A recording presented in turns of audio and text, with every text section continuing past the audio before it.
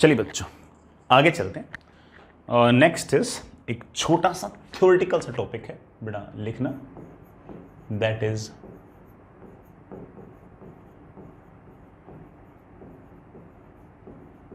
Hard ferromagnetic substances.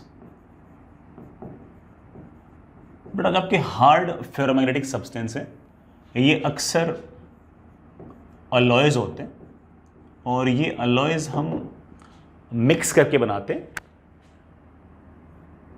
Copper, aluminium, cobalt और निकल। इन सब से मिला मिलो के बेटा हम ये हार्ड फेरोमैग्नेटिक सब्सटेंसेस बनाते हैं।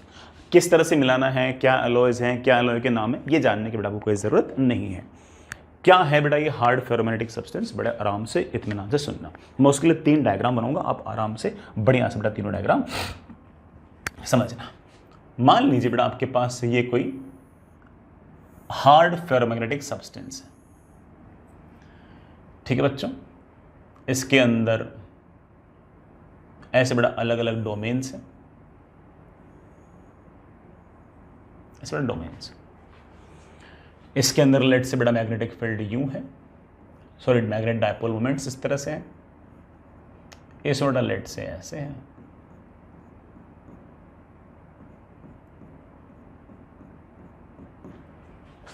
इसमें बड़ा लेट से ऐसे,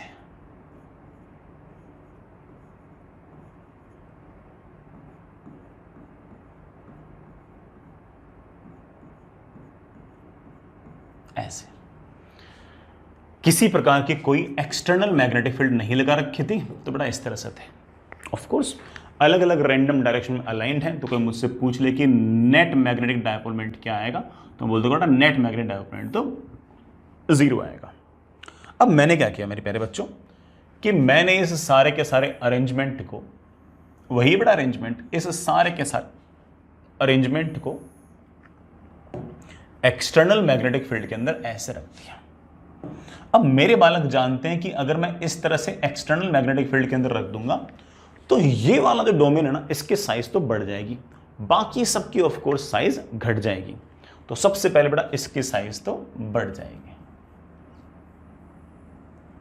इसकी साइज तो बढ़ जाएगी, बाकी सबकी बेटा ऑफ कोर्स जो आपकी साइज है वो कम हो जाएगी।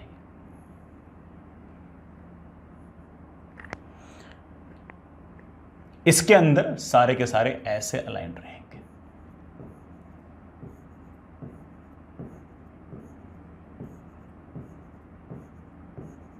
ठीक है। इसके अंदर भी हल्के फुल्के बेटा of course external magnetic field की तरफ तो मुड़ेंगे ही। बेटा ये वाले जो है ये बेटा ये पहले ऐसे थे, आपने एक्सटर्नल मैग्नेटिक फील्ड लगाई इस तरफ, तो ये बेटा मुड़ने की कोशिश तो करेंगे।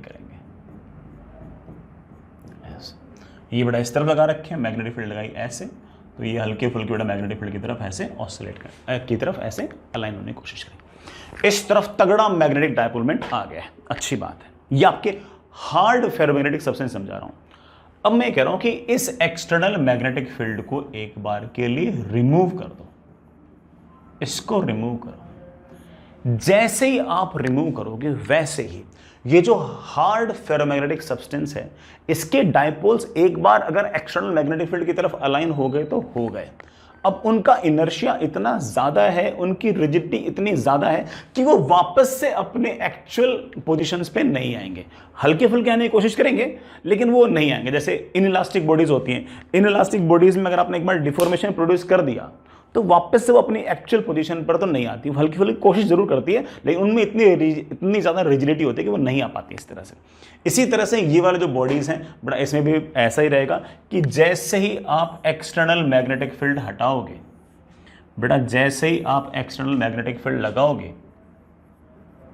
जैसे ही आपने एक्सटर्नल मैग्नेटिक फील्ड हटाई उसके बाद भी बड़ा मोर और लेस सिचुएशन ऐसी ही रहेगी, सेम सी सिचुएशन रहेगी। सारे की सारी सिचुएशन बेटा बिल्कुल वैसे की वैसे रहेगी। कोई इक्का दुक्का डायपोल बेटा अपने डायरेक्शन चेंज कर ले तो अलग बात है, अदरवाइज बेटा सारे की सारी कहानी बिल्कुल वैसे की वैसे ही रहेगी। ये थोड़ी बहुत बेटा हल्के फुल्के यूं आने की कोशिश कर ले तो कोशिश कर लें, ठीक है। ये बड़ा हल्के फुल्के ऐसे आने की कोशिश कर सकते हैं, बहुत ज़्यादा ऐसा अंतर नहीं पड़ेगा, बहुत ज़्यादा अंतर नहीं पड़ेगा। तो पहले आपने मैग्नेटिक फील्ड लगा दी, मैग्नेटिक फील्ड लगाते हैं सारे के सारे डोमेन अलाइन होने की कोशिश कर रहे हैं मैग्नेटिक फील्ड की तरफ, फिर आपने मैग्नेटिक फील्ड हटा दी, अब एक बार मैग्नेटिक फील्ड हटा दी तो सारे के सारे उस तरफ अलाइन हो गए, अब पढ़े तो पढ़े बेटा। बिल्कुल वैसे जैसे मान लीजिए कोई पेड़ है, ठीक है, कोई पेड़ है, बहुत ज़्यादा फ्लेक्सिबल काइंड ऑफ पेड़ नहीं, थोड़ा सा रिजिड पेड़ है, बहुत तेज आंधी चली, बहुत तेज आंधी चली, तो वो जो पेड़ था जब तक आंधी चलती कि बेटा वो बिल्कुल ऐसे थोड़ा झुक गया। जैसे आंधी खत्म हुई उसके बाद वो हल्का सा वापस आने की कोशिश की, बाकी बेटा वैसे ही पड़ा रहा। अदरवाइज कोई इलास्टिक काइंड ऑफ पेड़ होगा तो क्या होगा कि जैसे ही बेटा आपकी आंधी आएगी वो हल्का सा आंधी की तरफ झुक जाएगा, जैसे आंधी जाएगी वापस आ जाएगा। लेकिन अगर कोई थोड़ा सा रिजिड पेड़ हुआ तो क्या होगा कि जैसे आंधी आएगी आंधी की तरफ ऐसे हल्का सा लेटेगा, और जैसे आंधी जाएगी थोड़ा सा आने की कोशिश करेगा, लेकिन मोर और लेस वैसा ही पड़ा रहेगा। आई होप तुम समझ गए होंगे।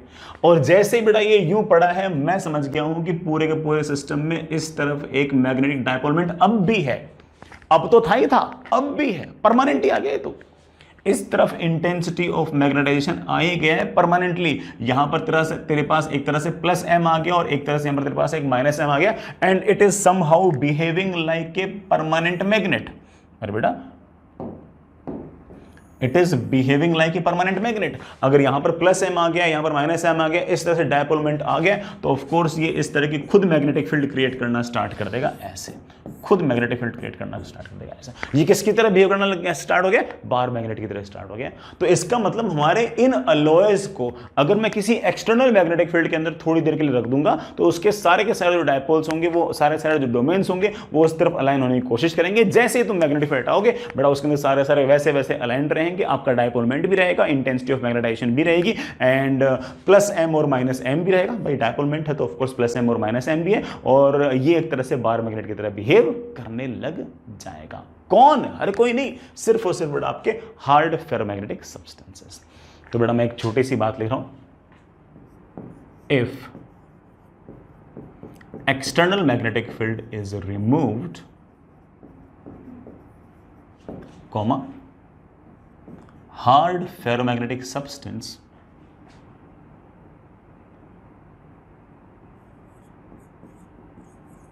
still have dipole moment and intensity of, अरे I का मतलब खुद ही intensity of magnetization होता है, its domains are still rigidly aligned along, किस तरफ अलाइंड है? जिस तरफ आपने पहले एक्सटर्नल मैग्नेटिक, अब तो हटा दी, जिस तरफ आपने पहले एक्सटर्नल मैग्नेटिक फील्ड लगा रखी है। Its domains are still rigidly aligned along external magnetic field which is now removed। समझ गए बेटा इस बात को? And now this hard ferromagnetic substance is behaving like bar magnet या फिर परमानेंट मैग्नेट। ये परमानेंट मैग्नेट की तरह बिहेव कर रहा है। अच्छी बात है बेटा। सॉफ्ट एक्सरे इसका जस्ट उल्टा होगा बेटा, उसमें सारे के सारे डोमेन्स वापस से आने की कोशिश करेंगे। चलिए बच्चों पुस्तक भी देख लेते हैं। चलिए बच्चों, सॉफ्ट फेरोमैग्नेटिक सब्सटेंस, वैसे कुछ खास लिखने के लिए उसमें बेटा है नहीं, तुम समझ तो गई हो।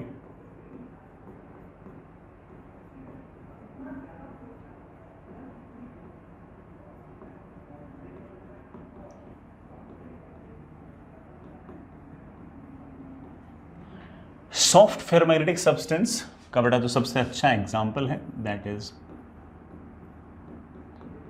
Soft iron.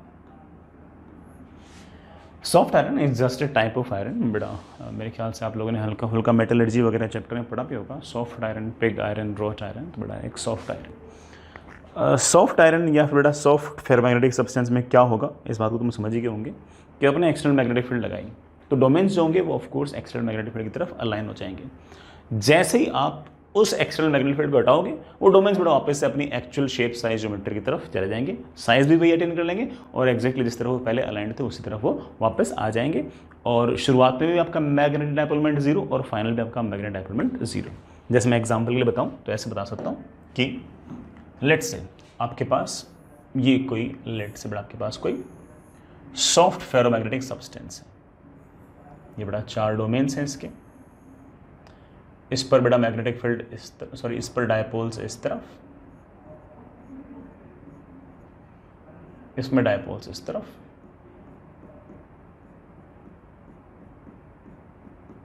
इसमें डायपोल्स बड़ा ऐसे और उसमें डायपोल्स ऐसे।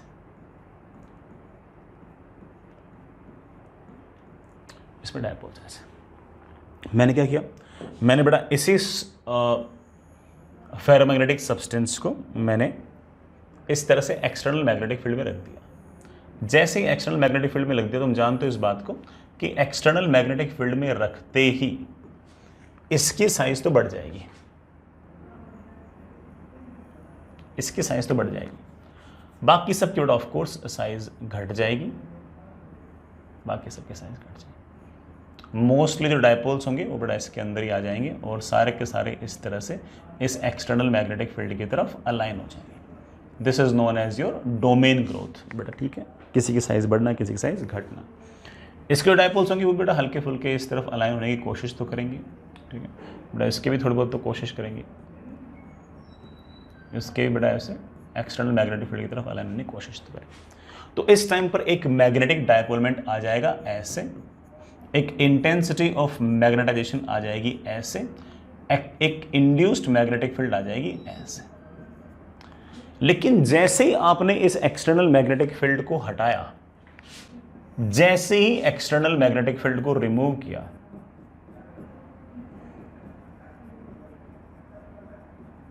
वापस से बड़ा वही कहानी, वापस से बड़ा वही कहानी, सारे के सारे सिचुएशन पहली वाली आ जाएगी। सारे के सारे डायपोल के जो डोमेन्स हैं वो रैंडमली अरेंज हो जाएंगे, वापस से बेटा इसकी साइज घट जाएगी, इनकी वापस से बढ़ जाएगी और वापस से आपका जो नेट मैग्नेटिक डायपोल मोमेंट है बेटा वो 0 हो जाएगा।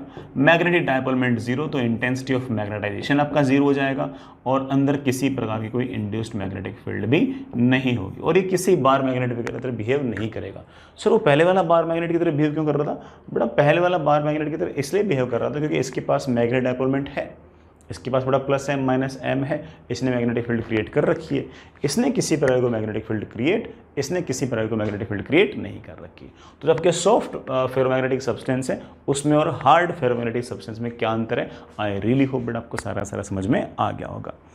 जो भी बेटा आपके लॉसेस वगैरह होते हैं, आगे जाके बेटा आपको इस तरह की चीज़ें काम भी आएंगी, ट्रांसफॉर्मर वगैरह पढ़ेंगे तब, कि जो भी आपके लॉसेस वगैरह होते हैं, एनर्जी के लॉसेस वगैरह होते हैं, वो आपके सॉफ्ट फेरोमैग्नेटिक सब्सटेंसेस के अंदर कम होते हैं और हार्ड फेरोमैग्नेटिक सब्सटेंसेस में ज़्यादा होते हैं। यहाँ लिखने की ज़रूरत नहीं है, उसके लिए बड़ा अलग से पूरा का पूरा चैप्टर है, देख लेंगे उसके अंदर। ठीक है बच्चों, समझ गए इस बात को? आगे चलते हैं बेटा, चलिए बेटा आगे चलते हैं। नेक्स्ट इज एक्सट्रीमली इंपॉर्टेंट बेटा, दैट इज हिस्टेरेसिस। हिस्टेरेसिस ऐसा फेनोमेनन है जो सिर्फ और सिर्फ फेरोमैग्नेटिक सब्सटेंसेस के अंदर ही होगा और ये हमारे लिए काफ़ी इंपॉर्टेंट भी है। आप चाहें तो बड़ा इसमें कुछ इन्फॉर्मेटिव बातें जो हैं वो आप NCERT से भी याद कर सकते हो। हालांकि मैं कोशिश कर रहा हूँ कि जितनी भी लॉजिकल बातें हैं वो सारी की सारी बातें मैं वो क्लास के अंदर ही बता दूँ। फिर भी कोई बड़ा इन्फॉर्मेटिव बात अगर छूट जाए मुझसे तो आप एक बार ना NCERT की रीडिंग भी लगा सकते हो और उसमें कोई आपको ऐसा लगे कि हाँ यार ये चीज़ याद करने लायक लग रही है, सर ने शायद दिखाई नहीं, तो आप उसको लिख भी सकते हो। हालांकि मेरी पूरी कोशिश होगी कि मैं सारी सारी बातें आपको क्लास के अंदर ही बता दूँ। सुनिए बच्चों, हिस्टेरेसिस का जो लिटरल मीनिंग है दैट इज़ डेफिशिएंसी या फिर लैगिंग, मतलब लैगिंग मतलब पीछे रहना। और इसको अगर हम फिजिक्स के सेंस में अगर देखें तो कोई फिजिकल क्वांटिटी जो है वो कई बार अपने इफेक्ट जिस कारण से वो फिजिकल क्वांटिटी जनरेट हुई है उस कारण से थोड़ी सी पीछे होती है। कारण पहले आया और वो जो इफेक्ट है वो बाद में आया, तो जो बाद में आना है, ये जो लैगिंग है, इसको भी हम बेटा क्या बोलते हैं? हिस्टेरेसिस बोलते हैं। तो इसका जो लिटरल मीनिंग है बेटा वो तो लैगिंग ही है, पीछे होना है। This name was given by sir James Alfred Ewing, बड़ा याद नहीं करना, ठीक। एंड सिंपल शब्द में आप ऐसा कह सकते हो कि it is a phenomenon in which value of a physical quantity lags behind the effect causing it. जिस भी कारण से ये फिजिकल क्वांटिटी उत्पन्न हुई है, उस कारण से ये फिजिकल क्वांटिटी थोड़ी सी पीछे होगी। इस पीछे होने को हम क्या बोलेंगे? Hysteresis. As simple as that, इससे ज़्यादा कुछ नहीं, ठीक है। तो बेटा ये हमारा हिस्टेरेसिस है। सर हमारे किस तरह से काम आएगा? बेटा किस तरह से काम आएगा मैं समझाता हूँ आपको। हम मैग्नेटिक में किस तरह से हिस्टेरेसिस पढ़ते हैं उसको हम बड़े आराम से इत्मीनान से देखते हैं। बेटा मुझे इसके लिए एक बार है ना नया पेज चाहिए, है ना। चलिए मैं यहाँ पर ग्राफ प्लॉट कर रहा हूँ बेटा। Intensity of magnetization, intensity of magnetization बेटा मैंने आई और मैग्नेटिक इंटेंसिटी एच के बीच में। This is your magnetic intensity और ये बेटा आपकी है इंटेंसिटी ऑफ मैग्नेटाइजेशन। सिंपल शब्दों में आप ऐसा मान के चलो कि वाई एक्सिस जो है वो इस बात को रिप्रेजेंट कर रही है कि आपकी जो बॉडी है वो कितनी आसानी से मैग्नेटाइज हो गई है। तो वाई एक्सिस आप फिजिकल सेंस में ऐसे मान सकते हो कि आपकी जो बॉडी है वो कितने बढ़िया तरीके से उसका मैग्नेटाइजेशन हो गया उसको रिप्रेजेंट कर रही है। अगर ये पैरामैग्नेटिक सब्सटेंस होता या फिर डायमैग्नेटिक सब्सटेंस होता तो बहुत ही आसान था। I is equals to chi into H, graph would have been straight line. लेकिन ये फेरोमैग्नेटिक सब्सटेंस है बेटा, यहाँ पर थोड़ा इतना स्ट्रेट फॉरवर्ड रिलेशन नहीं है, रिलेशन थोड़ा सा डिफिकल्ट है, थोड़ा सा डिफरेंट है। सुनिए प्यारे बच्चों, ये मान लीजिए कि आपके पास कोई फेरोमैग्नेटिक सब्सटेंस है। इस फेरोमैग्नेटिक सब्सटेंस के अंदर हमने किसी प्रकार की कोई मैग्नेटिक इंटेंसिटी नहीं लगाई।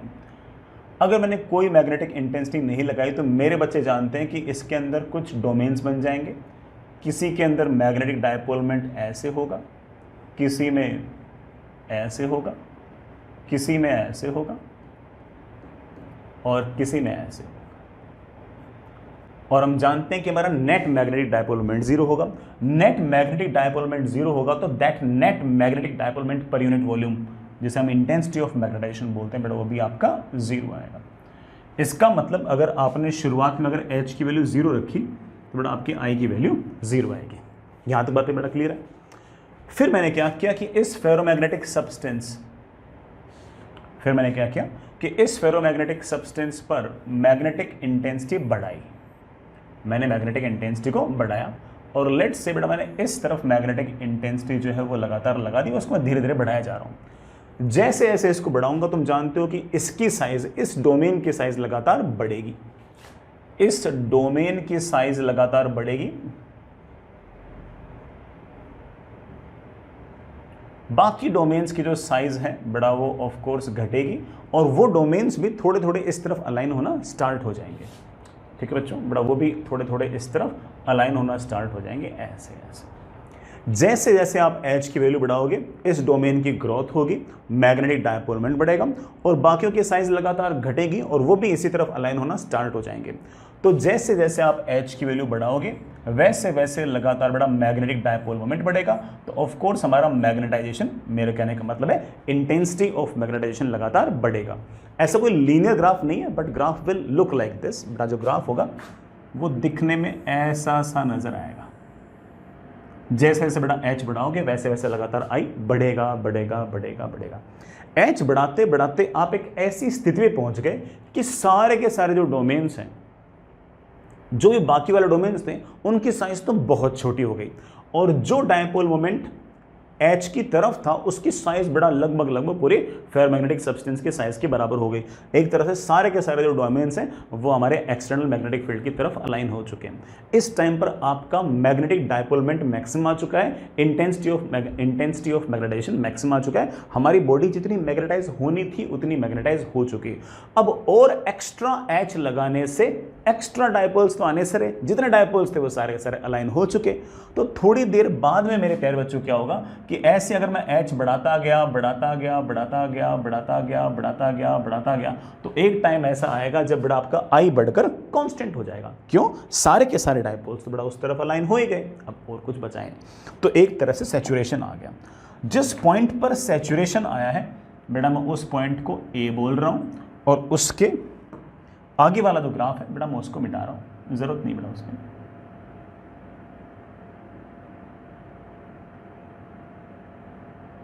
उसको मिटा रहा हूं बेटा। चलिए बेटा ए जो है वो सैचुरेशन पॉइंट है एक तरीके से, मैं लिखना चाहूं तो यहां पे लिख दूं कि ए जो है बेटा this is your saturation point. Start आपने किया था I is equals to 0, H equals to 0, जिसे मैं एक बार के लिए O कह देता हूं। ठीक है बेटा। अब मैंने क्या किया कि पहले तो मैंने H बढ़ाया, सारे डायपोल उस तरफ अलाइन हो गए। अब मैं धीरे धीरे धीरे H को घटा रहा हूं। ऑफ कोर्स अगर धीरे धीरे धीरे अगर आप H को घटाओगे तो वापस से बेटा इस डोमेन की साइज घटेगी, बाकी डोमेन्स की साइज बढ़ेगी। ऑब्वियस बात है बेटा, इस मैग्नेटिक फील्ड की तरफ लगने वाले डोमेन की साइज अगर घटेगी तो मैग्नेटिक डायपोल मोमेंट भी घटेगा। मैग्नेटिक डायपोल मोमेंट घटेगा तो इंटेंसिटी ऑफ मैग्नेटाइजेशन भी घटेगी। तो अगर आप अब H घटाओगे तो आपका इंटेंसिटी ऑफ मैग्नेटाइजेशन घटेगा घटेगा घटेगा घटेगा घटेगा घटेगा। लेकिन मजे की बात है कि बिल्कुल वैसे नहीं घटेगा जिस तरह से बढ़ा था, जिस तरह से बढ़ा था उस तरह से नहीं घटेगा, किसी और तरीके से। सर कैसे? सुनना बेटा, पहले मैंने H बढ़ाया, अब मैं H धीरे धीरे कम कर रहा हूं, कम कर रहा हूं, कम कर रहा हूं, कम कर रहा हूं। कम करते करते करते अगर मैंने मैग्नेटिक इंटेंसिटी को वापस से अगर जीरो कर भी दिया, वापस से अगर जीरो कर भी दिया, तो ऐसा नहीं है कि सारा का सारा जो एक्चुअल शेप साइज और ज्योमेट्री सारे डोमेन्स की थी वैसा अचीव हो जाएगा। ना ना ना ना, अभी भी ऐसा रहेगा कि जो डायपोल, जो डोमेन इस तरफ अलाइंड था उसकी साइज अब भी ज्यादा रहेगी। हाँ, उतनी ज्यादा तो नहीं होगी जितनी बेटा ऑफ कोर्स सैचुरेशन वाले स्टेट में थी। वो हल्का फुल्का वापस से अपनी एक्चुअल शेप साइज ज्योमेट्री को रिगेन करने की कोशिश कर रहा है, बट फिर भी हल्की फुल्की रहेगी। बाकियों की साइज बढ़ेगी, लेकिन ऐसा नहीं कि साइज बढ़कर वापस से वही अचीव हो जाएगी। ना बेटा, वापस से वही साइज अचीव नहीं कर पाएगा।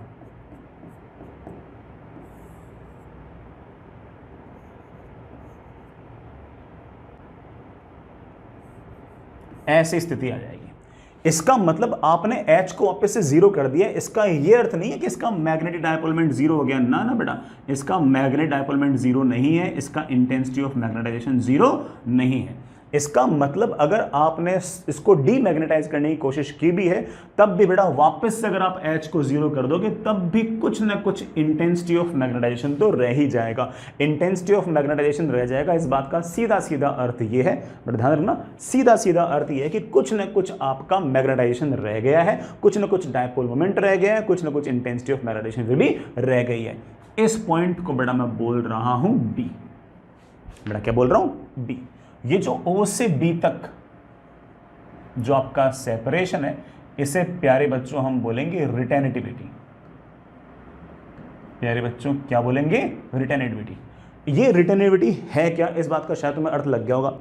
मैं फुल्ली मैग्नेटाइज कर दूं, बिल्कुल बढ़िया तरीके से सैचुरेशन स्टेट पे ले आऊं, अच्छी खासी मैग्नेटिक इंटेंसिटी लगा दूं और फिर उस मैग्नेटिक इंटेंसिटी को घटाते घटाते घटाते वापस से जीरो कर दूं, तो आइडियली तो वापस से आपका जो सिस्टम है वो यहां पर पहुंच जाना चाहिए था और नेट मैग्नेटिक डायपोल मोमेंट और इंटेंसिटी ऑफ मैग्नेटाइजेशन जीरो हो जाना चाहिए था, लेकिन ऐसा हुआ नहीं। फिर भी आपके ऑब्जेक्ट के अंदर कुछ न कुछ इंटेंसिटी ऑफ मैग्नेटाइजेशन रह गई। तो मेरा सिर्फ और सिर्फ कहने का अर्थ ये है कि मैंने एक्सटर्नल मैग्नेटिक इंटेंसिटी लगाकर अगर वापस जीरो कर दी, तब भी सिस्टम के पास कुछ न कुछ इंटेंसिटी ऑफ मैग्नेटाइजेशन रह जाएगी। ये जो थोड़ी बहुत इंटेंसिटी ऑफ मैग्नेटाइजेशन रह गई है, इसको हम बोलेंगे, क्या बोलेंगे? इसको हम बोलेंगे बेटा हमारा क्या? रिटेनिटिविटी। इसको हम बोलेंगे। किसी ऑब्जेक्ट में हो सकता है बेटा रिटेनिटिविटी ज्यादा हो, किसी ऑब्जेक्ट में हो सकता है कि रिटेनिटिविटी कम हो। ये डिपेंड करता है कि आपका ऑब्जेक्ट कौन सा है। तो बेटा मैं एक छोटी सी बात और बोलना चाहूंगा। If H is initially increased till saturation level and then decreased till again h becomes 0, बड़ा h वापस से 0 हो गया है, even then our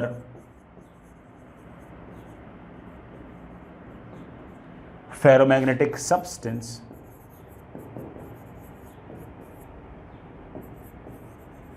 have some intensity of magnetization. This intensity of magnetization is known as your retentivity. Sir इसके पास तो अभी भी इस तरफ डायपोल मोमेंट है, सर इसके पास तो अभी भी इस तरफ इंटेंसिटी ऑफ मैग्नेटाइजेशन है, सर मैं जीरो करना चाहता हूं। बेटा अगर तो इसको जीरो करना चाहता तो तुझे है ना अपोजिट डायरेक्शन के अंदर मैग्नेटिक फील्ड लगानी पड़ेगी। क्या करनी पड़ेगी? अपोजिट डायरेक्शन मैग्नेटिक फील्ड लगानी पड़ेगी। अभी लगाता हूं बेटा, मुझे अगला पेज चाहिए होगा। चलिए बेटा, अब मैं क्या करूंगा कि हमारा जो फेरोमैग्नेटिक सब्सटेंस था उस पर मैं अब अपोजिट डायरेक्शन के अंदर मैग्नेटिक इंटेंसिटी लगाऊंगा। अब ऑफ कोर्स जैसे बेटा मैं अपोजिट डायरेक्शन के अंदर मैग्नेटिक इंटेंसिटी लगाऊंगा तो ऑफ कोर्स इन डोमेन्स की साइज बढ़ेगी, सॉरी बेटा इन डोमेन्स की साइज बढ़ेगी, जो इस तरफ है इनकी साइज बढ़ेगी और उसकी साइज घटेगी।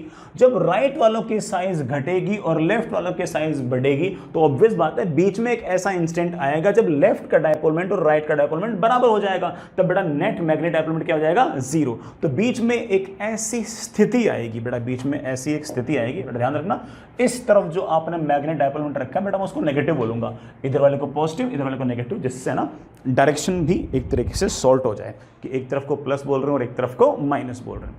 इस तरफ कुछ ना कुछ मैंने मैग्नेटिक फील्ड लगा दी। ऐसे ही बेटा मैग्नेटिक फील्ड लगाते ही सारे के सारे डोमेन्स जो है बेटा वो बिल्कुल पहले जैसे ही हो जाएंगे, और जैसे ही बेटा पहले जैसे हो गए आपका नेट मैग्नेटिक डायपोल मोमेंट प्यारे बच्चों क्या हो गया है? जीरो। आपका इंटेंसिटी ऑफ मैग्नेटाइजेशन क्या हो गया है? जीरो। ध्यान रखना बेटा इंटेंसिटी ऑफ मैग्नेटाइजेशन को जीरो करने के लिए आपको H को जीरो नहीं करना पड़ा है, आपको H को नेगेटिव रखना पड़ा है।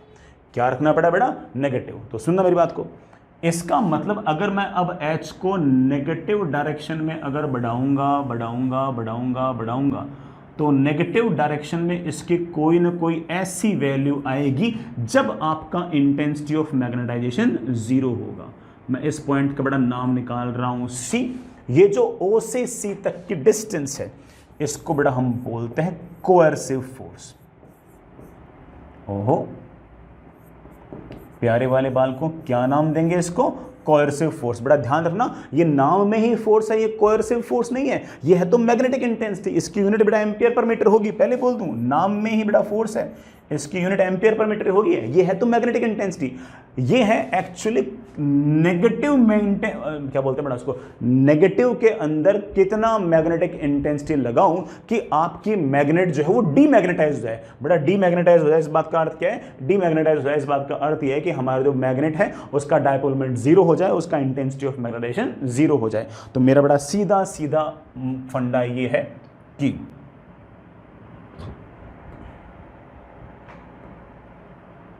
O से C तक की जो डिस्टेंस है ये हमारा कोएर्सिव फोर्स है। Coercive force is not a force, coercive force is negative magnetic intensity applied. बेटा नेगेटिव का मतलब क्या है? सिर्फ डायरेक्शन का अर्थ करती है। Negative magnetic intensity applied to demagnetise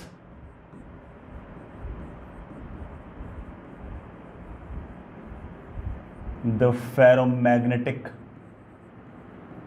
substance. Ferromagnetic substance को डीमैग्नेटाइज करने के लिए नेगेटिव डायरेक्शन के अंदर कितना मैग्नेटिक इंटेंसिटी लगाऊं उसको हम कोएर्सिव फोर्स करेंगे। सर डीमैग्नेटाइज का अर्थ क्या है? बेटा डीमैग्नेटाइज का अगर तुम अर्थ नहीं समझो तो मैं साइड में लिख रहा हूं। डीमैग्नेटाइज करने का अर्थ है कि आपके बेटा फेरोमैग्नेटिक सब्सटेंस का मैग्नेटिक डायपोल मोमेंट जीरो हो गया है, उसकी इंटेंसिटी ऑफ मैग्नेटाइजेशन जीरो हो गई है। मेरे प्यारे वाले बाल को बात समझ में आ गई? मचा दी अपन ने। यही इंपॉर्टेंट था, बस यही इंपॉर्टेंट। अब तो रिपीटेशन है। अब मैं अगर नेगेटिव डायरेक्शन में अगर एच बढ़ाता जाऊंगा, मान लो बेटा मैं इस नेगेटिव डायरेक्शन में ही अगर एच को बढ़ाता जाऊंगा, तो जो होने वाला है वो तो तुम्हारी एक्सपेक्टेशन के हिसाब से है। अब अगर तुम नेगेटिव डायरेक्शन में, अभी तक तो एच इतना था कि नेट मैग्नेटिक डायपोल मोमेंट 0 था, अगर अब तुम नेगेटिव डायरेक्शन में अगर और एच बढ़ाओगे तो इस डोमेन की साइज बढ़ेगी, इन सब की घटेगी, और ये सब भी धीरे धीरे इस तरफ अलाइन होने की कोशिश करेंगे। तो अगर आप नेगेटिव डायरेक्शन में अगर एच को बढ़ाओगे तो बेटा ये वाला जो डोमेन है ये तो आपका बड़ा होता जाएगा,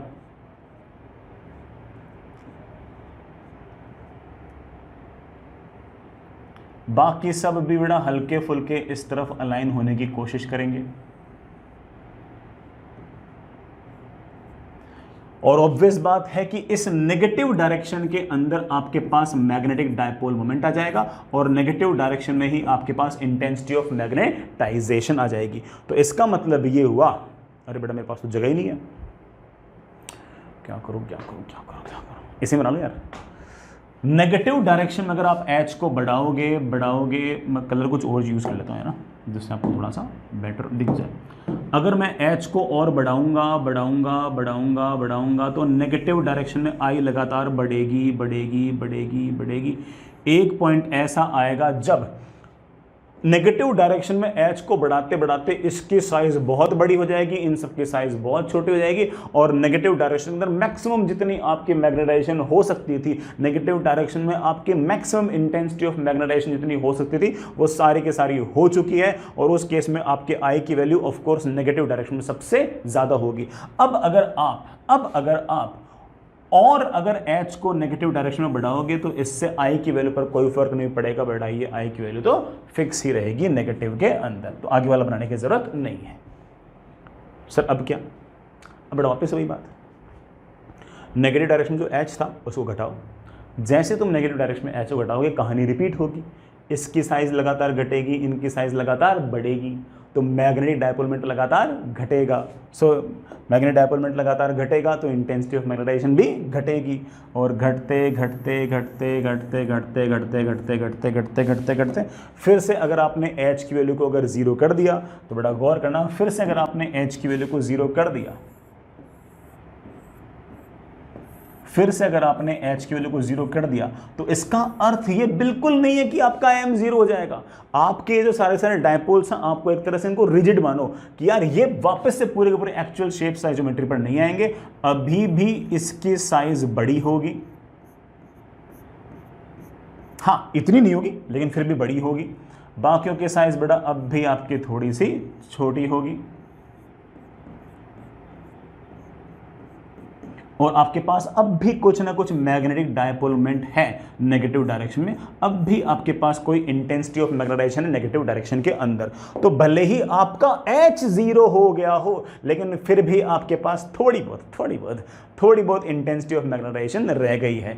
इस पॉइंट को प्यारे बच्चों में एक बार के लिए D बोल देता हूं, ये O से D तक की जो डिस्टेंस है मैं इसको मैं पहले बोल चुका हूं, but this is your retentivity. Same बात। सर मुझे है ना इस नेगेटिव डायरेक्शन में जो आई है मेरे पास, ये जो नेगेटिव में आई है इसको 0 करना है। बेटा अगर तेरे को ये नेगेटिव में अगर आई को 0 करना है तो तुझे इस तरफ जो मैग्नेटिक डायपोल मोमेंट है उसको अगर 0 करना है तो तुझे अब पॉजिटिव डायरेक्शन के अंदर एच लगाना पड़ेगा। अब तू पॉजिटिव डायरेक्शन के अंदर कुछ एच लगाएगा, तब जाकर ऐसा होगा कि इसकी साइज घटेगी, इनकी साइज बढ़ेगी, और फिर से वही स्थिति आएगी जो आपके पास शुरुआत के अंदर थी।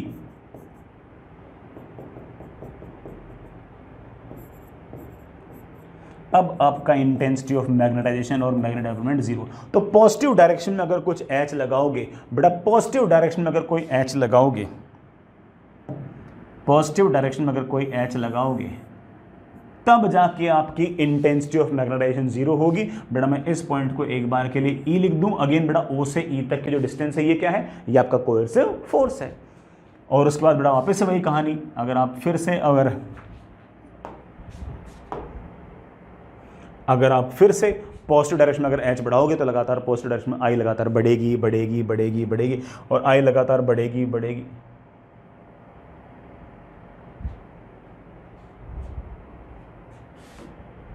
हाँ, आई लगातार बढ़ेगी बढ़ेगी बढ़ेगी बढ़ेगी और बड़ा बढ़ेगी बढ़ेगी बढ़ेगी बढ़ेगी बढ़ेगी बढ़ेगी बढ़ेगी बड़ा, फिर से कभी ना कभी आपकी स्टडी स्टेट आ ही जाएगी। आई होप बेटा तुम सारी की सारी बात को समझ चुके। This loop is known as your hysteresis loop. Interesting लगा होगा बेटा। सर इसमें लैगिंग वाली बात कहाँ से आई? बेटा लैगिंग वाली बात यहाँ से आई कि मैंने एच को बढ़ाया, आई बढ़ाई, फिर मैंने एच को घटाया घटाया घटाया घटाया, एच को जीरो कर दिया। एच को जीरो कर दिया तो आई जीरो नहीं हुआ। एच को जब नेगेटिव किया तब जाके आई जीरो हुआ, है कि नहीं बेटा? है क्या? तो इसका आई जो है वो एच से लैग कर रहा है। फिर से देखो बेटा, मैंने एच को बढ़ाया बढ़ाया बढ़ाया, मतलब पॉजिटिव में बढ़ाया बढ़ाया बढ़ाया बढ़ाया बढ़ाया बढ़ाया बढ़ाया, ऐसे लगातार बढ़ाते गए बढ़ाते गए बढ़ाते गए, आई जीरो नहीं हुआ।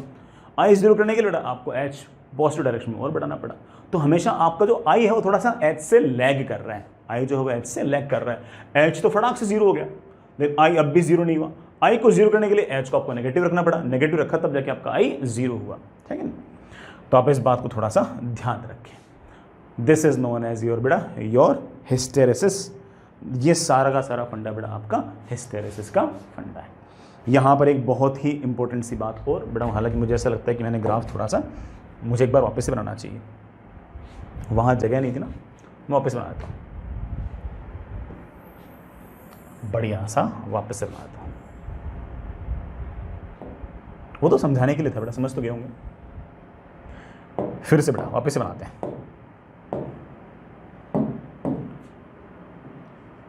ये आपका I, ये एक तरह से मैग्नेटाइजेशन को रिप्रेजेंट कर रहा है, और ये आपने जो H जो एक्सटर्नल मैग्नेटिक इंटेंसिटी लगाई उसको रिप्रेजेंट कर रहा है। अगर आप शुरुआत में किसी प्रकार की कोई मैग्नेटिक इंटेंसिटी नहीं लगाओगे तो बेटा कोई मैग्नेटाइजेशन नहीं होगा। फिर आप जैसे जैसे जैसे H को बढ़ाओगे बढ़ाओगे बढ़ाओगे बढ़ाओगे बढ़ाओगे बेटा I बढ़ेगा। एक टाइम ऐसा आएगा जब आप एक्सटर्नल मैग्नेटिक इंटेंसिटी इतनी बढ़ा दोगे सारे के सारे डायपोल्स उसी तरफ अलाइन हो जाएंगे। इस टाइम पर आपका मैग्नेटाइजेशन मैक्सिमम है, मैग्नेट डायपोलमेंट सबसे ज़्यादा है, इंटेंसिटी ऑफ मैग्नेटाइजेशन सबसे ज़्यादा है। अगर आप और एक्सटर्नल मैग्नेटिक फील्ड बढ़ाओगे तो कोई फर्क पड़ने वाला नहीं है, ये आपका मैक्सिमम है। This is your saturation point. उसके बाद आपने एच को घटाया। अगर आप जैसे एक्सटर्नल एच को घटाओगे ऑफकोर्स डायपोल वापस आने की कोशिश करेंगे, वापस आने की कोशिश करेंगे तो डायपोलमेंट घटेगा। डायपोलमेंट घटेगा तो आपका बेटा ऑफकोर्स इंटेंसिटी ऑफ मैग्नेटाइजेशन भी घटेगा। इंटेंसिटी ऑफ मैग्नेटाइजेशन घटते घटते घटते घटते घटते, ऐसा नहीं कि एच जीरो हो गया तो वापस से आई जीरो हो गया, ना ना ना ना ना। अगर आपका एच जीरो रह गया तब भी आपका जो रिजिड जो डायपोल्स हैं वो अभी भी हल्के फुल्के उसी तरफ अलाइन है, और इस कारण से आपके पास बेटा कुछ ना कुछ आ गई है रिटेनिटिविटी। प्यारे बच्चों क्या आ गया? रिटेनिटिविटी। सर मैं तो चाहता हूं कि सारे के सारे डायपोल बिल्कुल पहले जैसे हो जाए और मैग्नेट डायपोलमेंट जीरो हो जाए, इंटेंसिटी ऑफ मैग्नेटाइजेशन जीरो हो जाए। तो बेटा एच को जीरो करने से पार नहीं पड़ेगी, एच को नेगेटिव डायरेक्शन में लगाओ। एच को अगर आपने नेगेटिव डायरेक्शन में लगाया लगाया लगाया लगाया तो नेगेटिव के अंदर एच की वो वैल्यू, नेगेटिव के अंदर एच की वो वैल्यू जिस पर आपका इंटेंसिटी ऑफ मैग्नेटाइजेशन जीरो हो जाए बेटा उसको हम बोल देंगे coercive force. And this phenomenon is known as coercivity. जिसके अंदर हमें नेगेटिव डायरेक्शन के अंदर मैग्नेटिक इंटेंसिटी लगा रही है मैग्नेट डायपोल को जीरो करने के लिए, this phenomenon is known as coercivity and this distance is known as coercive force. फिर नेगेटिव डायरेक्शन में अगर आप एच बढ़ाओगे बढ़ाओगे बढ़ाओगे बढ़ाओगे तो ज़्यादा से ज़्यादा जो डोमेन्स हैं जो उस तरफ अलाइन है उनकी साइज लगातार बढ़ेगी बढ़ेगी बढ़ेगी बढ़ेगी। Of course intensity of magnetization negative direction में लगातार बढ़ेगा। फिर अगर आप एच को लगातार घटाओगे बेटा कभी ना कभी आपका सैचुरेशन आ जाएगा। फिर अगर आप एच को वापस से कम करोगे कम करोगे कम करोगे कम करोगे कम करोगे तो आई भी लगातार कम होगा कम होगा कम होगा। लेकिन एच को जीरो कर दोगे तो ऐसा नहीं कि आपका आई जीरो हो जाएगा, कुछ ना कुछ तो आई आ जाएगा। सर आई को जीरो करना तो क्या करूं? अब बेटा आपका आई इस तरफ है, उसको जीरो करना है तो इस तरफ मैग्नेटिक फील्ड लगाओ। पॉजिटिव डायरेक्शन में कुछ ना कुछ मैग्नेटिक फील्ड लगाओगे लगाओगे लगाओगे, ऐसा सा।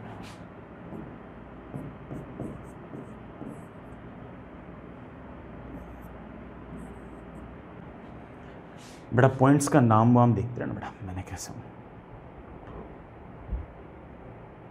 बेटा इसको डी बोल दिया था तो इसको ई बोल देना, इसको एफ बोल देना। डी बेटा इसको बोल रखा था ना इसलिए, समझिए बेटा। This loop is known as your hysteresis loop. बेटा this loop is known as your hysteresis loop. मैं ऐसे उम्मीद कर रहा हूं बेटा सारी की सारी बात आपको समझ में आ चुकी है।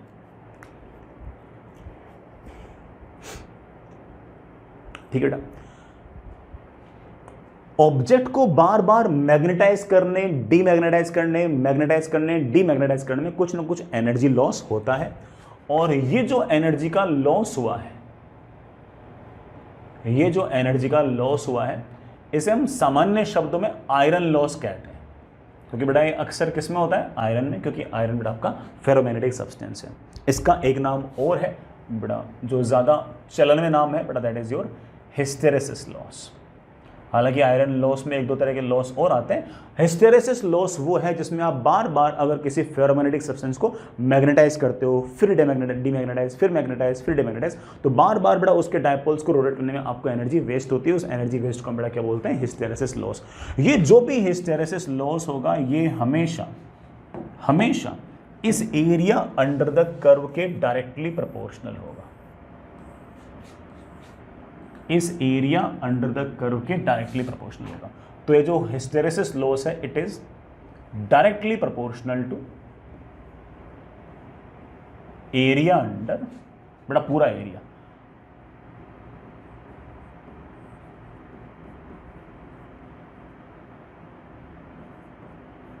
Hysteresis loop. मैं यहां पर दो तीन इंफॉर्मेटिव बातें और बोल रहा हूं। जैसे हमारा ट्रांसफॉर्मर हुआ,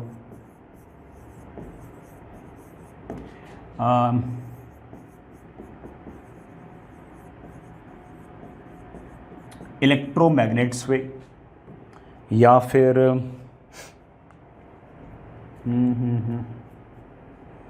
इलेक्ट्रोमैग्नेट्स हुए, या फिर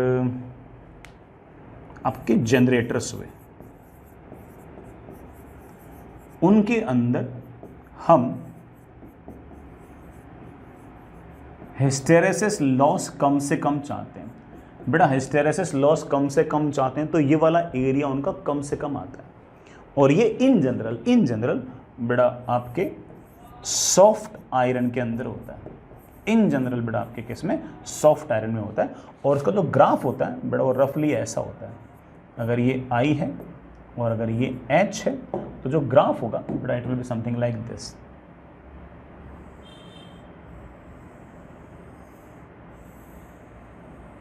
ऐसा कम सा ग्राफ होगा, कम सा ग्राफ होगा। ठीक है, इसी तरह से हिस्टेरेसिस लॉस जो है वो कम से कम होगा। इसी तरह से अगर आपको परमानेंट मैग्नेट बनानी है तो बड़ा परमानेंट मैग्नेट तो बता चुका हूँ कि परमानेंट मैग्नेट बनाने के लिए तो आपको इस तरह के हार्ड क्या कहते हैं बेटा फेरोमैग्नेटिक सब्सटेंस यूज़ करने चाहिए, जिसमें आपने अगर एक बार मैग्नेटिक फील्ड लगा दी तो सारा डोमेन उसी तरफ अलाइन हो गया, फिर वापस आना उनका बहुत टफ होता है। उनके अंदर आपका ये जो हिस्टेरेसिस लॉस है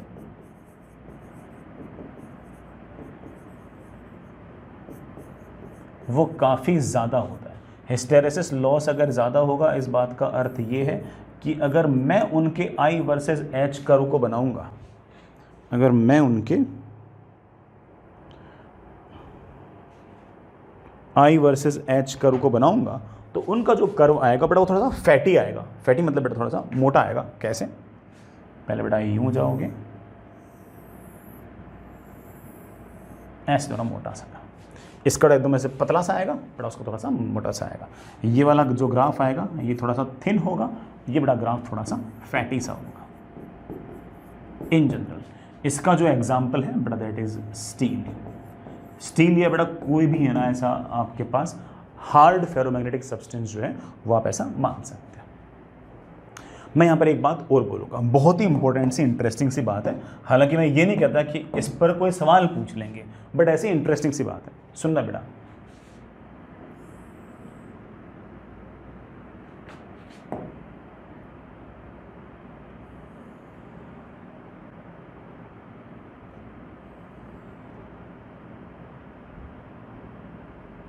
इंटरेस्टिंग सी बात है, बस इसलिए बता रहा हूं, बाकी बेटा कभी जेई ने इस कॉन्सेप्ट पे सवाल पूछा नहीं है।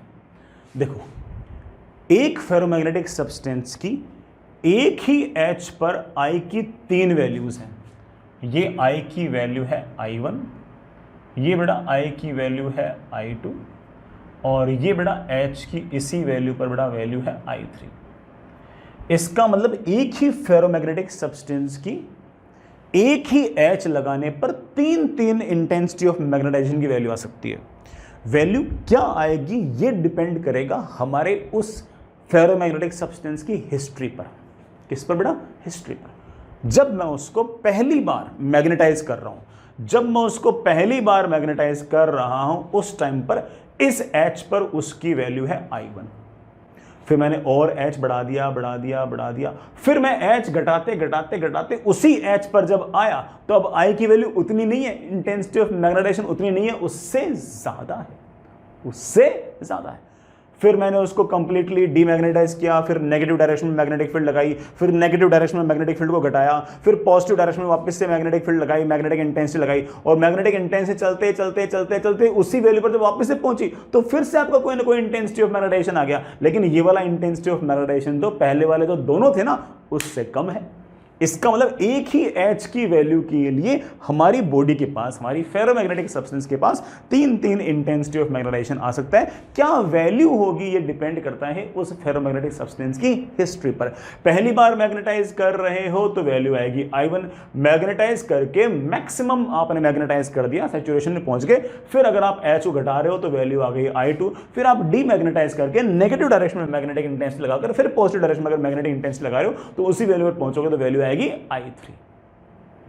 तो क्या वैल्यू होगी वो इस बात पर डिपेंड करेगी कि आपका क्या बोलते हैं बेटा उसको, इस पूरे फेरोमैग्नेटिक सब्सटेंस की हिस्ट्री क्या है, इसकी हिस्ट्री पर डिपेंड करेगा। I hope it's okay. आगे चलिए बच्चों आगे चलते हैं। नेक्स्ट इज बड़ा एक छोटा सा टॉपिक और जिस पर जेई सवाल पूछती है, मतलब हालांकि सवाल जो मोस्टली पूछती है वो जस्ट फॉर्मूला बेस्ड सवाल ही पूछती है, बट हमें फिर भी हल्का फुल्का थोड़ा सा डिटेल में बातें पता होनी चाहिए। अगर मान लीजिए कभी अगर टफ सवाल भी पूछ रहे तो हमसे वो भी बन जाए। दैट इज अर्थ्स मैग्नेटिज्म या फिर टेरेस्ट्रियल मैग्नेटिज्म या फिर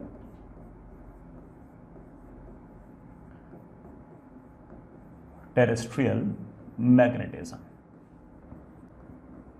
बट इसमें खूब सारी थोड़ी इंट्रोडक्टरी डेफिनेशंस टाइप की है, तो पहले एक बार आप सारे डेफिनेशंस सुन लीजिएगा, समझ लीजिएगा। सवाल किस किस तरह के बनते हैं वो अपन तो आखिर में देख ही लेंगे। सवाल वगैरह काफ़ी आसान है, बट थोड़ी डेफिनेशन वाली बातें भी थोड़ी सी हैं ही यार, है ना, तो आप उनको भी हल्का फुल्का देख लीजिएगा। मान लीजिए बच्चों कि आपके पास सबसे पहला पॉइंट बेटा, मान लीजिए बेटा आपके पास ये अर्थ है और अर्थ का ये जो एक्चुअल नॉर्थ पोल और साउथ पोल है वो ऐसे है। अर्थ का जो एक्चुअल नॉर्थ पोल और साउथ पोल है बड़ा वो यहाँ कहीं है। इसको मैं NG कह रहा हूँ, इसे मैं इसे मैं SG कह रहा हूँ। मतलब geographical north pole and geographical south pole, जो हमारे एक्चुअल नॉर्थ पोल और साउथ पोल है बेटा वो, ठीक है। NG is geographical north pole, जो आपका SG मैंने लिखा हुआ है, it is your geographical south pole. ये बेटा हमारी अर्थ के एक्चुअल नॉर्थ मोस्ट पॉइंट और राइट मोस्ट पॉइंट, ठीक। इस पूरी की पूरी अर्थ को एग्जैक्टली 2 पार्ट्स में डिवाइड करने वाला ये एक प्लेन होगा बेटा यहां कहीं,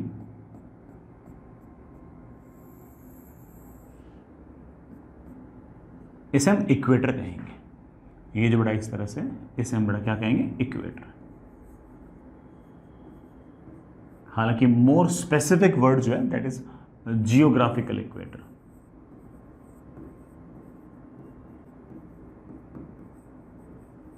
it is our geographical equator. ये बड़ा हमारे पूरी अर्थ को 2 पार्ट्स में डिवाइड करता है, and north side and south side. This is our geographical equator. फिर ना एक छोटी सी बात बेटा और, दैट इज जियोग्राफिकल मेरिडियन। ये थोड़ा सा अलग सा वर्ड है।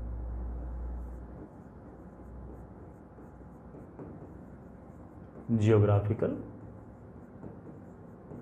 मेरिडियन। सुनना बेटा, मान लीजिए कि आपको किसी पॉइंट P पर जियोग्राफिकल मेरिडियन डिफाइन करना है, तो उस पॉइंट P को कंसिस्ट करता हुआ वो वर्टिकल प्लेन, हॉरिजॉन्टल प्लेन नहीं, हॉरिजॉन्टल से एंगल 60 डिग्री पे नहीं, वर्टिकल प्लेन जो एक्चुअल नॉर्थ पोल और साउथ पोल को जोड़ते हुए है, जो एक्चुअल नॉर्थ और साउथ डायरेक्शन को जोड़ते हुए वो वर्टिकल प्लेन जो पॉइंट P को कंसिस्ट करते हुए आप बना सकते हो, that is known as your geographical meridian at point P। थोड़ा लिखना चाहो तो आप एक लाइन लिख सकते हो कि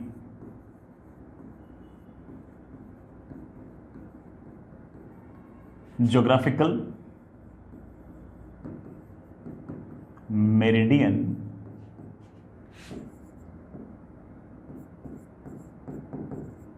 at a point P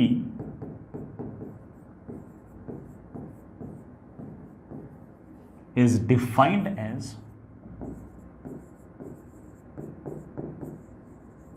a vertical plane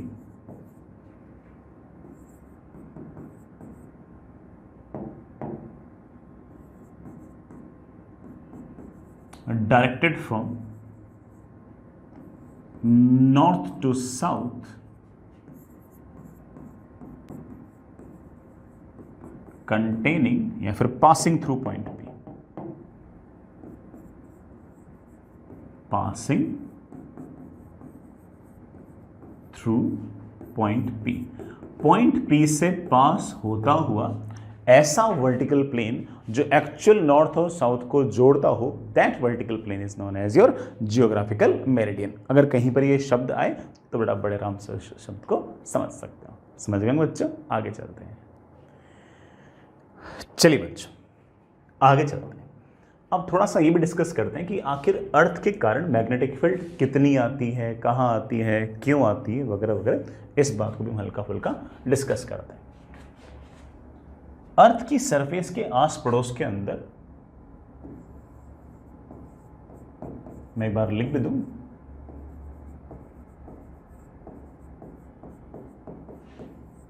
अर्थ जो है वो अपने आस पड़ोस में, मतलब बड़ा अर्थ की सरफेस के आस पड़ोस में हल्की फुल्की मैग्नेटिक फील्ड क्रिएट करता है। वो ऐसा नहीं कि बड़ा मैग्नेटिक फील्ड कोई बहुत ज़्यादा हो, लेकिन हल्की फुल्की मैग्नेटिक फील्ड तो वो होती है। वो मैग्नेटिक फील्ड भी अच्छे खासे इफेक्ट प्रोड्यूस कर सकती है।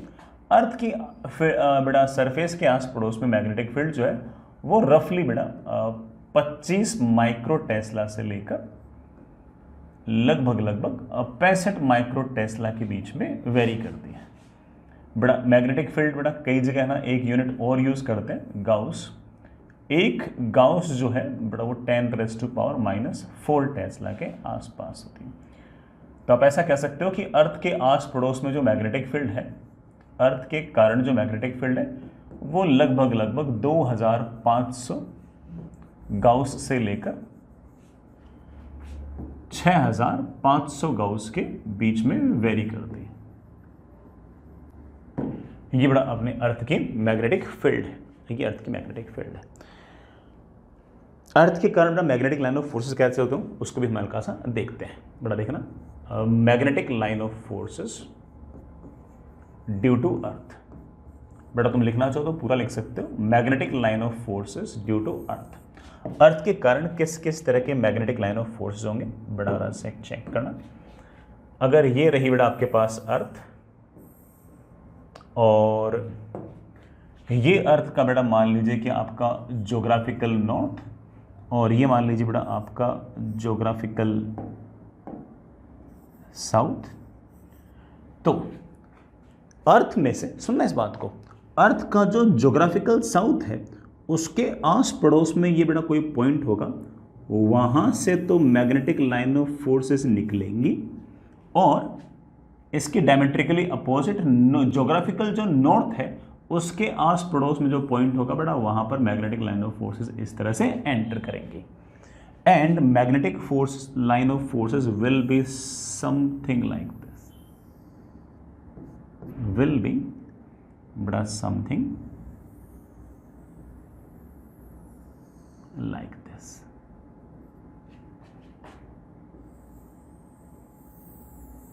ऐसी बड़ा आपकी मैग्नेटिक लाइन ऑफ फोर्सेस होंगी।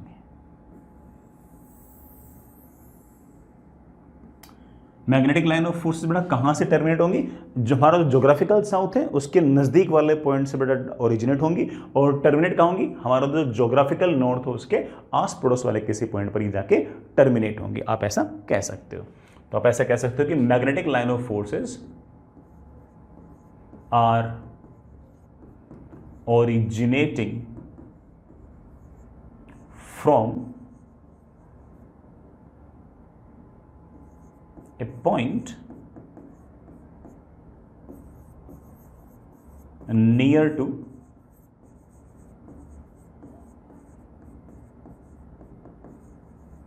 geographical south and terminating to a point, बेटा कहां जाकर बेटा ये मैग्नेटिक लाइन ऑफ फोर्सेस अर्थ में टर्मिनेट हो रही है? टर्मिनेटिंग टू पॉइंट नियर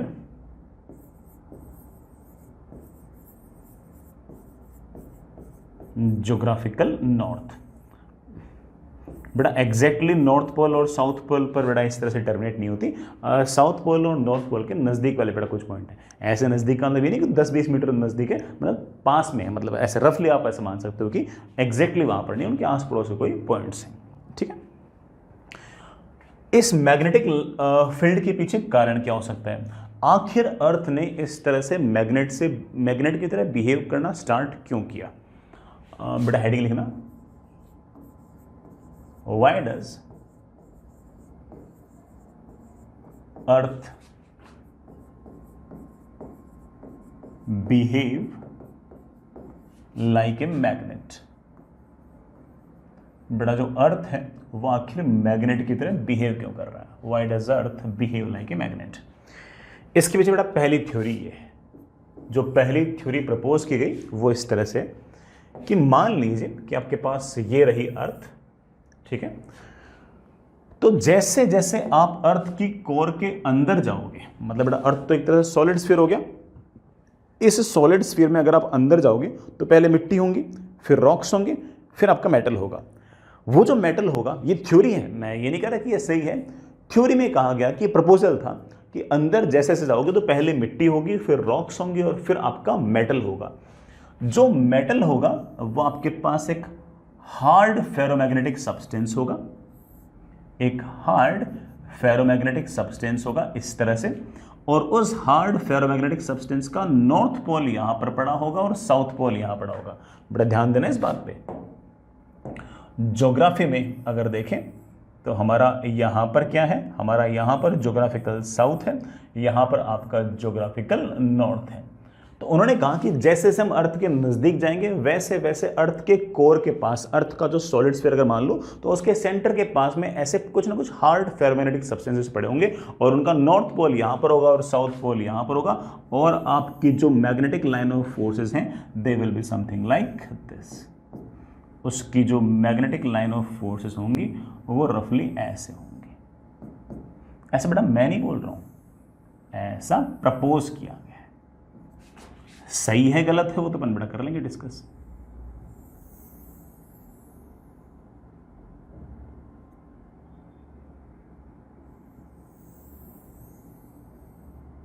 इस तरह ऐसे बेटा आपकी मैग्नेटिक लाइन ऑफ फोर्सेस होंगी।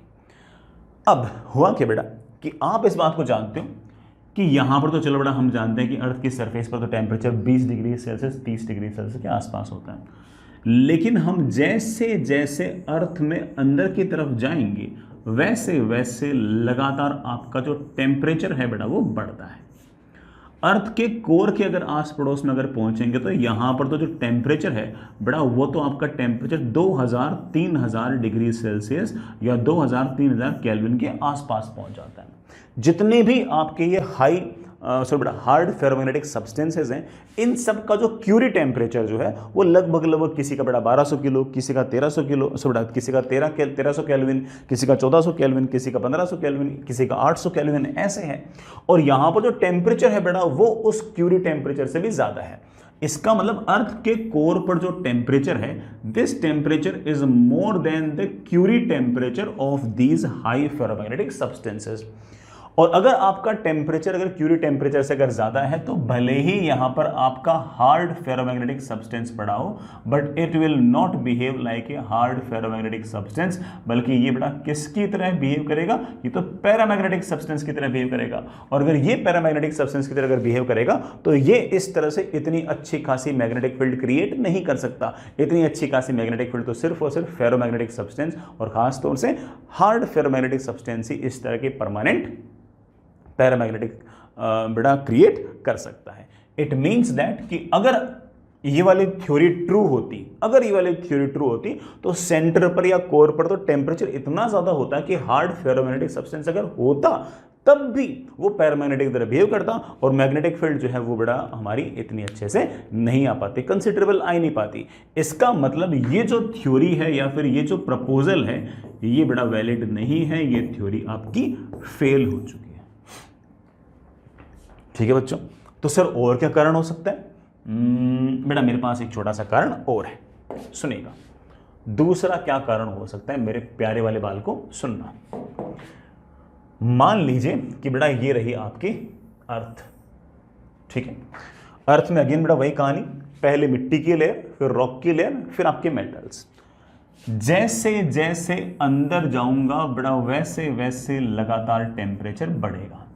लगातार अगर टेम्परेचर बढ़ेगा तो बीच में एक ऐसा रीजन बन जाएगा जहां पर मेटल्स तो है बेटा, लेकिन वहां पर टेम्परेचर इतना ज्यादा है कि ये सारे के सारे जो मेटल्स हैं ये आपके मोल्टन हो चुके हैं बेटा, पिघल चुके हैं। क्योंकि आपके जितने मेटल्स हैं उनका बड़ा मेल्टिंग पॉइंट से भी ज्यादा टेम्परेचर अर्थ के कोर पे है। अर्थ के कोर पर जो टेम्परेचर है वो अच्छा खासा बड़ा है, 2000 केल्विन, 3000 केल्विन, ऐसे इस ऑर्डर में है। और इतने टेम्परेचर पर जो सारे के सारे मेटल्स हैं बेटा जो कोर में पड़े वो सारे के सारे हो चुके हैं मोल्टन स्टेट में। और इतने हाई टेम्परेचर पर आपके जितने मेटल्स थे बेटा वो आयनाइज भी हो चुके हैं, वो आयनाइज भी हो चुके हैं। सर आयनाइज हो चुके हैं इस बात का मतलब ये, आयनाइज हो चुके हैं इस बात का मतलब ये कि लेट से इसके अंदर आयरन पड़ा था, मैं ऐसा एग्जांपल बोल रहा हूं, तो उसके 2 इलेक्ट्रॉन भाग गए। अगर 2 इलेक्ट्रॉन अगर भाग गए तो ये अब तेरे पास हो गया एक तरह से Fe+2। अब हुआ क्या, इस थ्योरी में ये प्रपोज किया गया कि ये मोल्टन स्टेट के अंदर जितने भी आपके मेटल्स पड़े हैं और ये अब एक तरह से इनके इलेक्ट्रॉन्स भाग गए तो कटायंस की तरह बिहेव कर रहे हैं। ये जो मोल्टन स्टेट के अंदर कटायंस की तरह बिहेव कर रहे हैं, ये सारे के सारे जो मेटल्स हैं ये ऐसे भाग रहे हैं,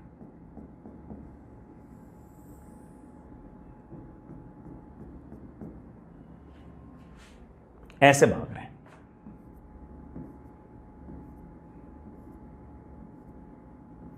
ऐसे भाग रहे हैं बड़ा, देखना ऐसे यूं भाग रहे हैं, सारे के सारे यूं भाग रहे हैं।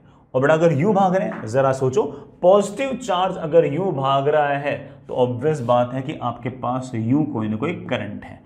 और अगर आपके पास इस तरह से कोई करंट, बड़ा गौर करना, इस तरह से अगर आपके पास कोई करंट है तो इस तरह से कोई मैग्नेटिक डायपोल मोमेंट है और इस तरह से आपके पास कोई ना कोई मैग्नेटिक फील्ड है। तो इसका मतलब इस तरफ आपके पास कोई मैग्नेटिक फील्ड है और इस तरफ आपके पास कोई डायपोल मोमेंट है। और ऐसा नहीं बेटा कि सिर्फ और सिर्फ ऐसे कोई एक ही आयरन घूम रहा है, अच्छा बहुत सारे मोल्टन स्टेट में, और वो सारे के सारे बड़ा यूं घूम रहे हैं, यूं घूम रहे हैं, यूं घूम रहे हैं। उन सब के कारण बड़ा करंट ऐसे, करंट ऐसे, करंट ऐसे, उन करंट के कारण मैग्नेटिक डायपोलमेंट ऐसे, मैग्नेटिक फील्ड ऐसे, और मैग्नेटिक फील्ड ऐसे, तो बड़ा ये लाइन से यूं जाएंगी और ऑफ कोर्स यूं आएंगी। जो लाइन होगी बेटा आप जानते हो कि वो यूं जाएगी, यूं जाएगी, यूं जाएगी और यूं आएगी। मेरे बच्चे तो जानते हैं कि लाइन यूं जाएगी, यूं जाएगी, यूं जाएगी और यूं आएगी।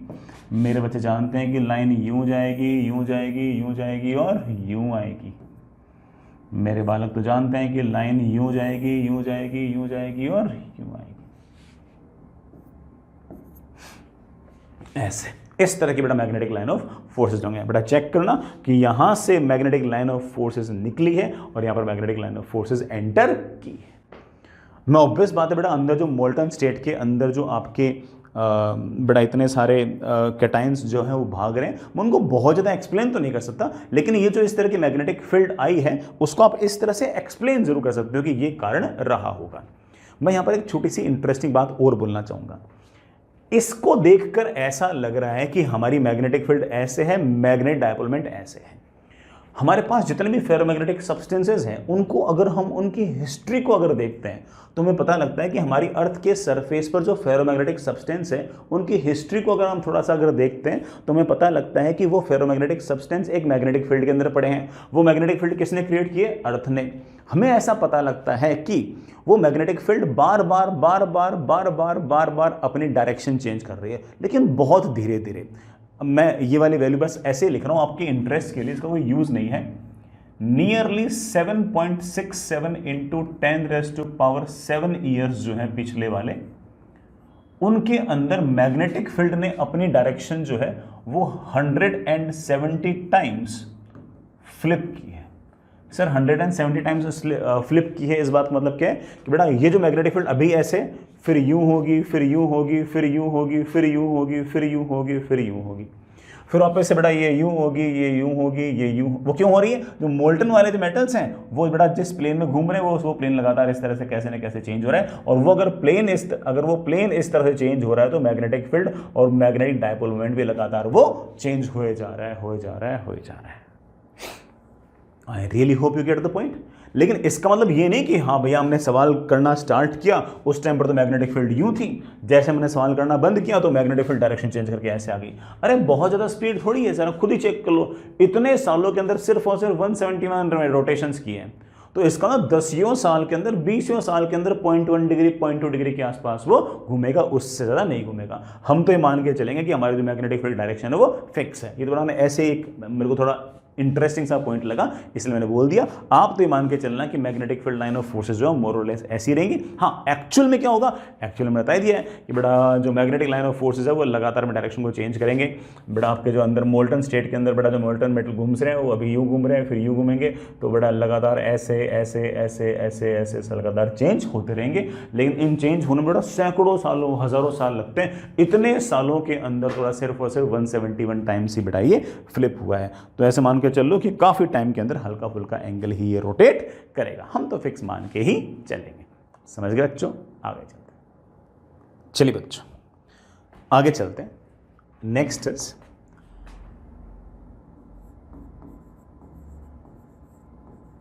Magnetic poles.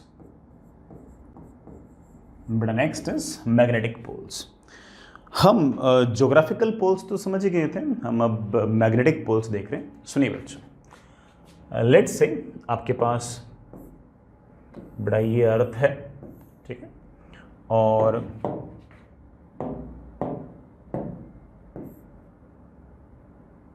ये अर्थ का ज्योग्राफिकल नॉर्थ और ज्योग्राफिकल साउथ को जोड़ने वाली लाइन है।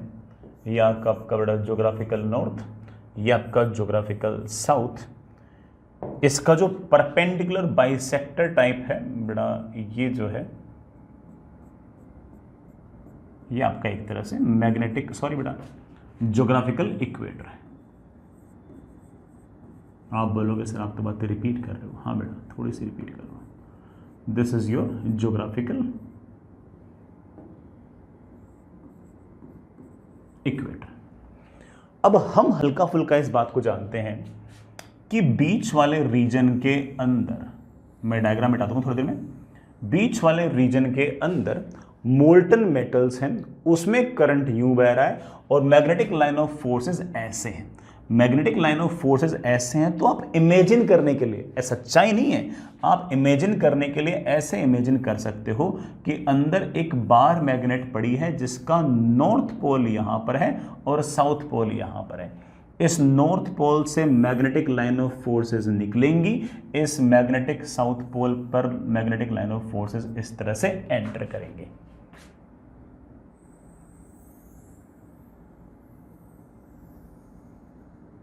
ऐसे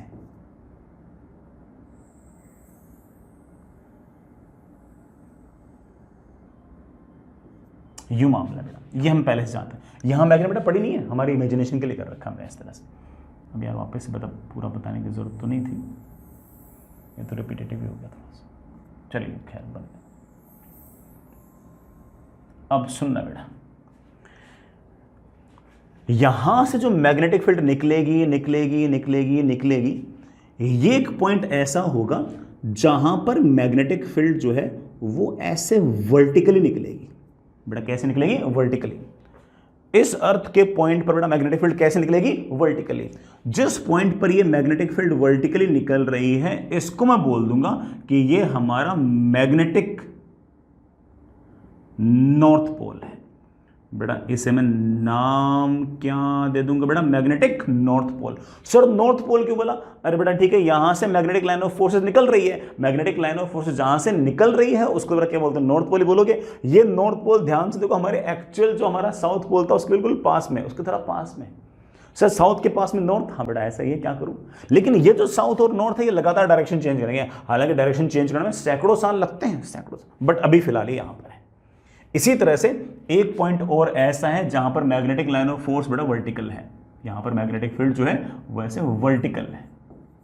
यहां पर मैग्नेटिक लाइन ऑफ फोर्स अगर एंटर कर रही है तो इससे मैं नाम दे दूंगा मैग्नेटिक साउथ पोल। बेटा क्या नाम दे दूंगा? Magnetic south pole. Magnetic south pole किसके नजदीक है? ज्योग्राफिकल नॉर्थ पोल के नजदीक है। तो आप ऐसे एक बार मैग्नेट पड़ी हुई मान सकते हो। एक्चुअल में ऐसी बार मैग्नेट पड़ी नहीं है, सिर्फ और सिर्फ हमारी इमेजिनेशन के लिए।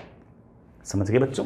एक बात और बेटा, ये जो एक तरह से बेटा आपके पास अरेंजमेंट बना दिया, ये मैंने जो बार मैग्नेट बना दी, ये हमारे एक्चुअल नॉर्थ पोल और साउथ पोल वाली जो लाइन है उसके साथ एंगल बना के रखेगी लगभग 11.2 या 11.3 डिग्री के आसपास। बेटा कहीं जगह 11.2 लिखा रहता है, कहीं ना कहीं 11.3 लिखा रहता है। जैसे ज्योग्राफिकल नॉर्थ और ज्योग्राफिकल साउथ को जोड़ने वाली लाइन के परपेंडिकुलर डायरेक्शन में हम लोगों ने ज्योग्राफिकल इक्वेटर बनाया था, वैसे ही मैग्नेटिक साउथ पोल और मैग्नेटिक नॉर्थ पोल को जोड़ने वाली लाइन के परपेंडिकुलर डायरेक्शन के अंदर हम ऐसे एक मैग्नेटिक इक्वेटर बना सकते हैं बेटा।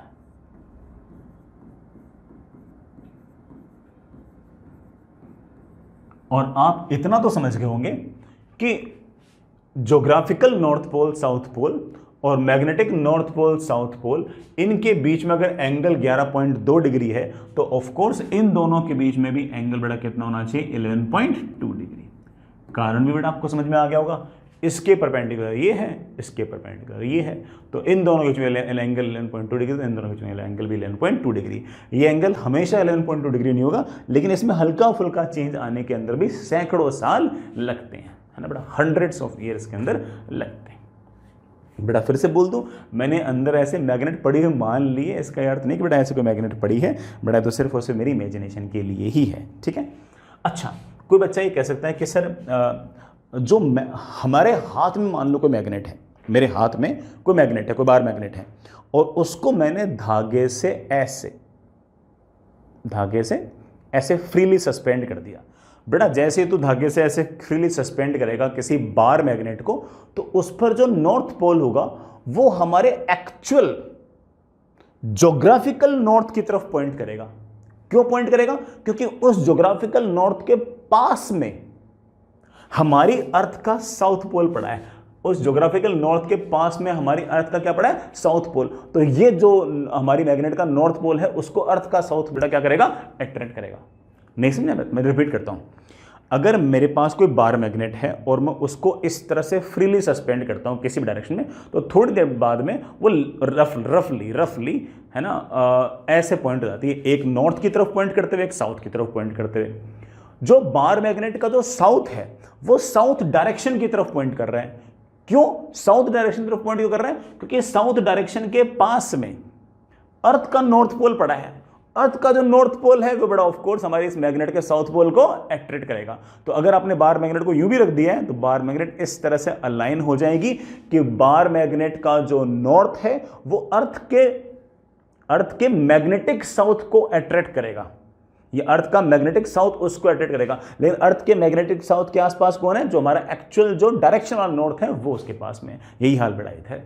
तो ऐसे हमारी जो बार मैग्नेट है वो बड़ा, अगर उसको तुम सस्पेंड करते हो तो इस तरह से वो डायरेक्शंस बता पाती हैं। ध्यान रखना इस बात को, अगर आप बार मैग्नेट को इस तरह से अगर तुम फ्रीली सस्पेंड करते हो तो बार मैग्नेट का नॉर्थ नॉर्थ की तरफ पॉइंट करेगा, साउथ साउथ की तरफ पॉइंट करेगा। तो ये मत सोचना कि सर नॉर्थ को नॉर्थ ने रेपेल करना चाहिए था, उसकी तरफ क्यों गया? अरे बेटा, नॉर्थ के पास में जो एक्चुअल डायरेक्शन का जो नॉर्थ है उसके पास में मैग्नेट का नॉर्थ पोल थोड़ी छुपा हुआ है, उसके पास में थोड़ा मैग्नेट का तो साउथ पोल छुपा हुआ है। सर मैग्नेट का साउथ जो है वो एक्चुअल साउथ डायरेक्शन की तरफ क्यों गया? क्योंकि उसने अट्रैक्ट किया। सर साउथ साउथ को कैसे अट्रैक्ट कर सकती है? अरे साउथ तो बड़ा डायरेक्शन है, उसके पास में जो मैग्नेट का जो पोल गड़ा हुआ है, हालांकि एक्चुअल में गड़ा हुआ नहीं है तो बेटा वैसे मोल्टन मेटल मैग्नेटिक फील्ड, लेकिन आप ऐसे इमेजिन कर सकते हो कि उसके पास में नॉर्थ पोल गड़ा हुआ है, वो नॉर्थ पोल साउथ को बड़ा क्या कर रहा है? अट्रैक्ट कर रहा है। तो बहुत सारे बच्चों को ये वाला कंफ्यूजन रहता ही है। मेरे ख्याल से आपको ये वाली बात भी समझ में आ ही गई होगी और हमारे लिए यूजफुल भी है बेटा, हमारे लिए ये वाली चीज यूजफुल भी है। चलिए बच्चों, इस बात पे एक सवाल, अच्छा सवाल है बेटा, बढ़िया सवाल है, सुनिएगा। ये आपके पास बड़ा अर्थ, ये बड़ा अर्थ का जो रेडियस है बड़ा वो 6400 किलोमीटर है। सवाल इस तरह से बड़ा, find magnetic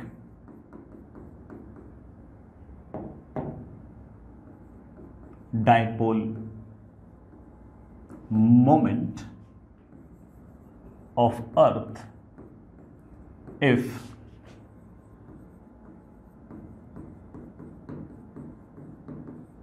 magnetic field at magnetic equator is 3.1, sorry beta, is 300 Gauss. अच्छा सवाल है, सुनना बेटा।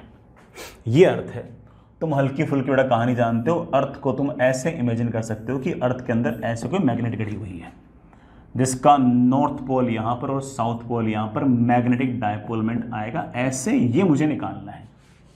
ये हमारा ज्योग्राफिकल इक्वेटर रहा, लेकिन इस मैग्नेट के परपेंडिकुलर डायरेक्शन में ये हमारा मैग्नेटिक इक्वेटर रहा। मैग्नेटिक इक्वेटर पर बेटा ये एक पॉइंट है, यहां पर मुझे मैग्नेटिक फील्ड दे रखी है, तुम जानते हो इस बात को। यहां से मैग्नेटिक लाइन ऑफ फोर्सेस निकलेंगी निकलेंगी निकलेंगी निकलेंगी निकलेंगी निकलेंगी निकलेंगी, यूं जाएंगी यूं जाएंगी यूं जाएंगी यूं जाएंगी, ऐसे जाएंगी। मैग्नेटिक इक्वेटर वाला जो पॉइंट होगा वहां पर बेटा जो मैग्नेटिक फील्ड होगी वो सरफेस के अलोंग होगी। किधर होंगी? सरफेस के अलोंग होंगी। और इस मैग्नेटिक फील्ड की वैल्यू मुझे दे रखी 300 गाउस। और बेटा 300 गाउस का मतलब 300 into 10⁻⁻⁴ Tesla, that is of course 3 into 10⁻⁻�6 Tesla. बेटा मेरे को ऐसे एग्जैक्टली नहीं पता कि बेटा इतनी मैग्नेटिक फील्ड होती है, मैंने तो ऐसे ले ली, कोई ना कोई वैल्यू लेनी थी इसलिए, ठीक है। मैंने कोई एक्चुअल वैल्यूज नहीं ली बेटा, मैंने तो ऐसी वैल्यूज ले ली कि यार है ना मेरी कैलकुलेशन आसान हो जाए। सर मुझे एम पूछा है, यार पता नहीं बेटा आप लोगों को याद है या नहीं है। बार मैग्नेट के कारण ये वाले जो पॉइंट होते हैं ये तो एक्सिस वाले पॉइंट होते हैं, परपेंडिकुलर बाइसेक्टर पर ये वाला जो पॉइंट होता है इसको हम शायद बेटा क्या बोलते हैं, इक्वेटोरियल पॉइंट। इक्वेटोरियल पॉइंट पर अगर डाइपोल मोमेंट अगर ऐसे है तो मैग्नेटिक फील्ड ऐसे है। तो मैग्नेटिक फील्ड बेटा देखो कैसे है, टेंजेंशियल है, सरफेस के टेंजेंशियल है। जैसे यहां पर वर्टिकल थी, यहां पर वर्टिकल थी, यहां पर बड़ा मैग्नेटिक फील्ड जो है वो ऐसे सरफेस के टेंजेंशियल है। पता नहीं मेरे बच्चों को फॉर्मूला याद है या नहीं है, लेकिन इस इक्वेटोरियल वाले पॉइंट पर किसी भी बार मैग्नेट के कारण मैग्नेटिक फील्ड का फॉर्मूला मैंने मेरे प्यारे बच्चों को सिखा रखा है, μ0/4 पाई m अपॉन डिस्टेंस की पावर 3।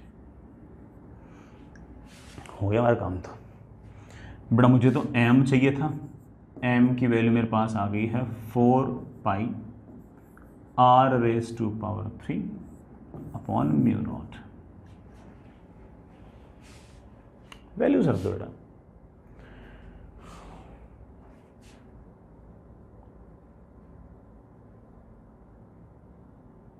वैल्यू सब दो। 4 पाई तो ठीक है बेटा, म्यू नोट की वैल्यू तो मैं सिखा चुका हूँ बेटा, 4 pi into 10⁻⁻7 into r⁻³ r⁻³ बेटा 6400 किलोमीटर। 4 पाई बेटा 4 पाई कैंसिल हो गया बेटा। सॉल्व करना चाहो सॉल्व कर लेना कि कितनी वैल्यू आती। अरे सॉरी बी भी तो आएगा, बी बेटा यहाँ आएगा। बी की वैल्यू कितनी है 3 इंटू 10⁻⁻6। देख लें बेटा क्या वैल्यू आती है ना।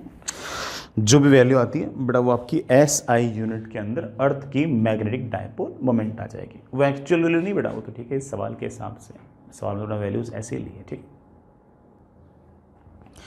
चलिए बच्चों अगला पॉइंट दैट इज छोटी सी डेफिनेशन और है,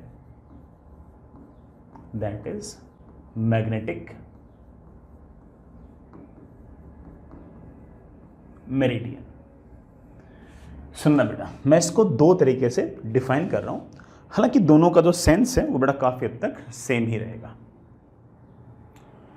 सुनिएगा बेटा, आपके पास एक फ्रीली सस्पेंडेड मैग्नेट है बेटा। फ्रीली सस्पेंडेड मैग्नेट मतलब मैंने उसको बीचों बीच से ऐसे धागे से बांध दिया, ठीक है, धागे से बांध दिया, किसी पी पॉइंट पर मैग्नेट को रख दिया और ऐसे धागे से बांध दिया। नीचे की तरफ mg लगेगा, ऊपर की तरफ टेंशन लगेगा। थोड़ी देर बाद में हमारे जो बार मैग्नेट है इधर उधर हिलते डुलते किसी न किसी प्लेन के अंदर बेटा ऐसे रेस्ट पे जाएगी। हॉरिजॉन्टल भी हो सकती है, ऐसे किसी एंगल पे भी हो सकती है, ऐसे वर्टिकल भी हो सकती है। कैसे हो सकती है, ठीक है, ऐसे कहीं ना कहीं बेटा मैग्नेट आ गई।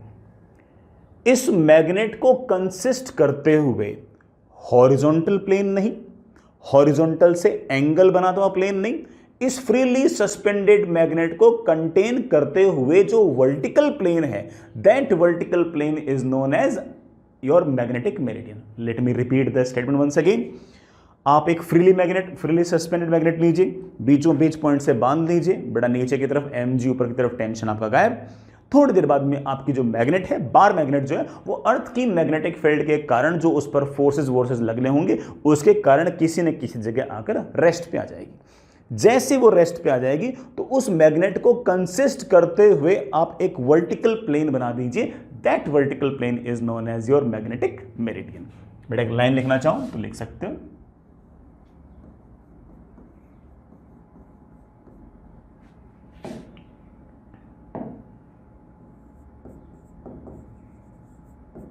a vertical plane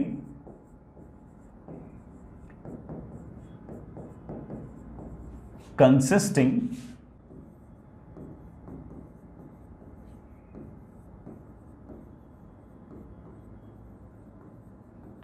freely suspended magnet, consisting a freely suspended magnet is called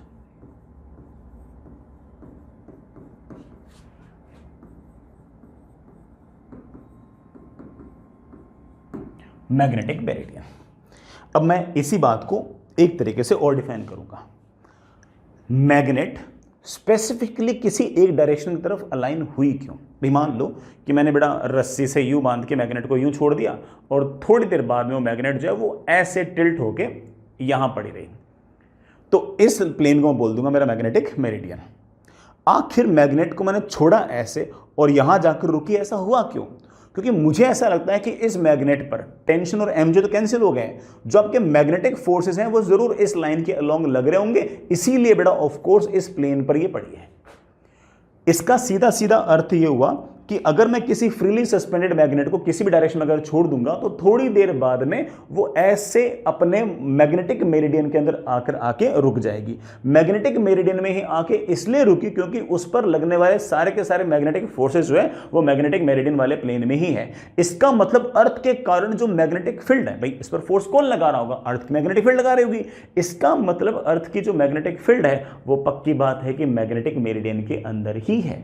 तो आप ऐसा कह सकते हो कि किसी पॉइंट P पर अगर मुझे मैग्नेटिक मेरिडियन डिफाइन करना है तो उस पॉइंट P से गुजरने वाला वो वर्टिकल प्लेन, जिस वर्टिकल प्लेन के अंदर अर्थ के कारण वहां पर मैग्नेटिक फील्ड हो, जिस प्लेन जिस वर्टिकल प्लेन के अंदर मैग्नेटिक फील्ड हो अर्थ के कारण, बेटा that vertical plane is known as magnetic meridian. तो एक तरीके से अपन इसको और डिफाइन कर सकते हैं,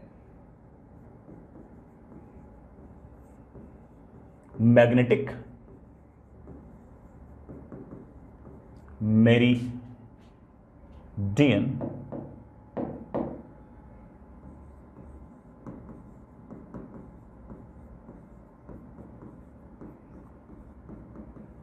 at a point P is defined as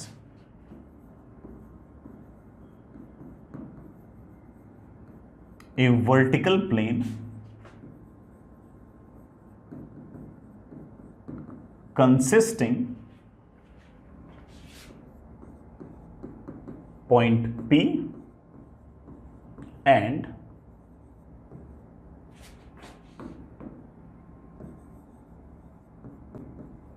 Earth's magnetic field.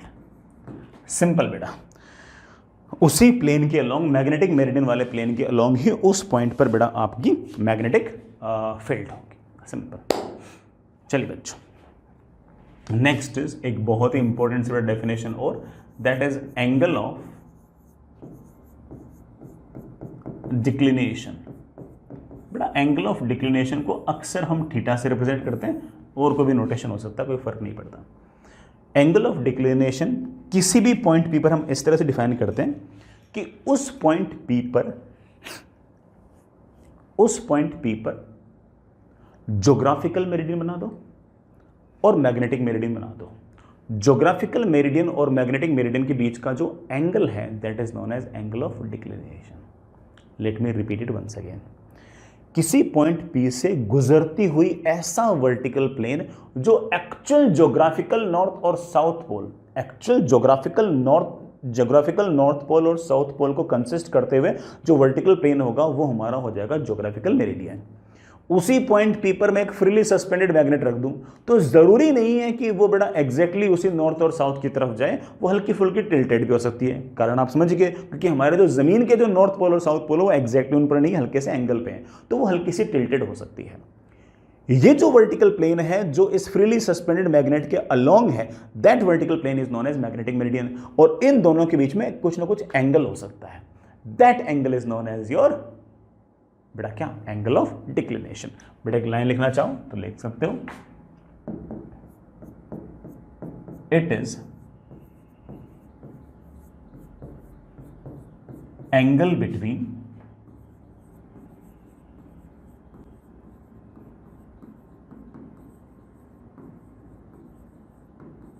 Geographical meridian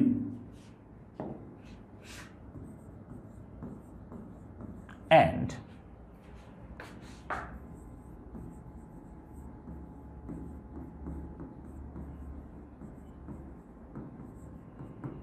magnetic meridian. Geographical meridian और मैग्नेटिक मेरिडियन के बीच का जो एंगल है किसी भी पॉइंट पर, बेटा that angle is known as your angle of declination. जैसे मैं एक एग्जांपल के लिए ऐसे बोलूं, एग्जांपल के लिए बेटा ऐसे बोलूं कि लेट से मेरे प्यारे वाले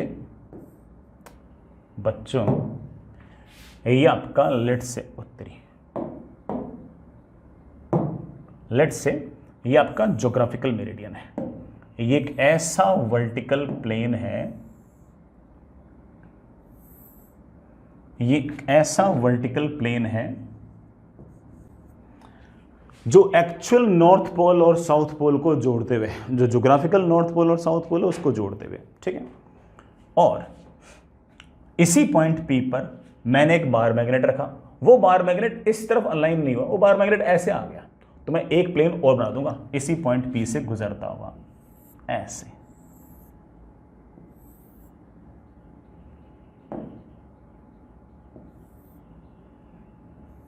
ये ले बेटा, ये हो जाएगा हमारा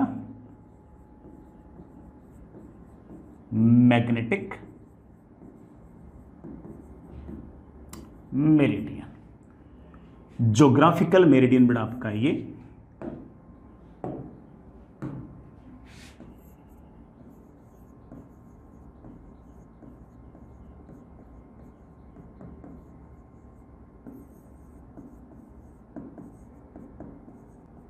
मैग्नेटिक मेरिडियन ये, और इन दोनों के बीच का जो कोण है बेटा, इन दोनों के बीच का जो एंगल है बेटा, this angle is your angle of declination बेटा, this angle is known as your angle of declination. जैसे एग्जाम्पल के लिए बेटा मैं ऐसे कहूं कि मान लीजिए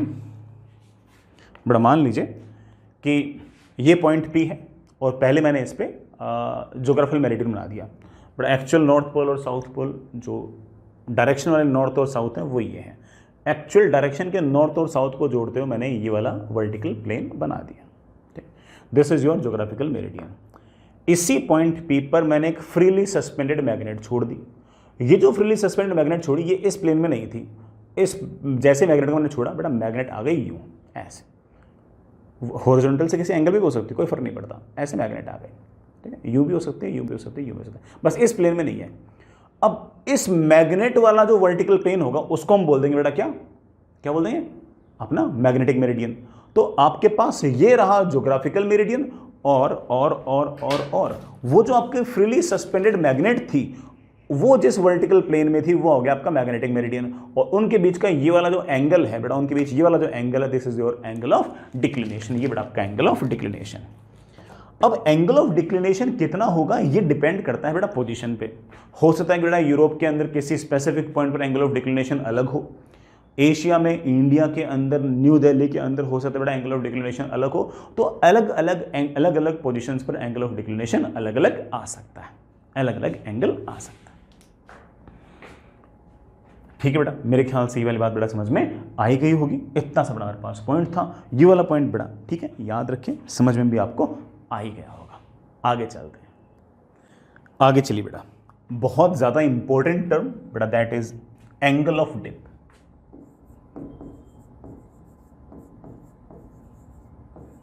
हालांकि बेटा इसका एक नाम और है, it is also known as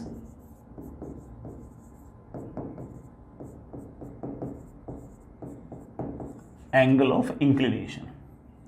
इसको हम डेल्टा से रिप्रेजेंट करते हैं। हालांकि बेटा नोटेशन चेंज भी कर सकते हो, कहीं और कुछ लिखा हुआ है तो कोई दिक्कत नहीं।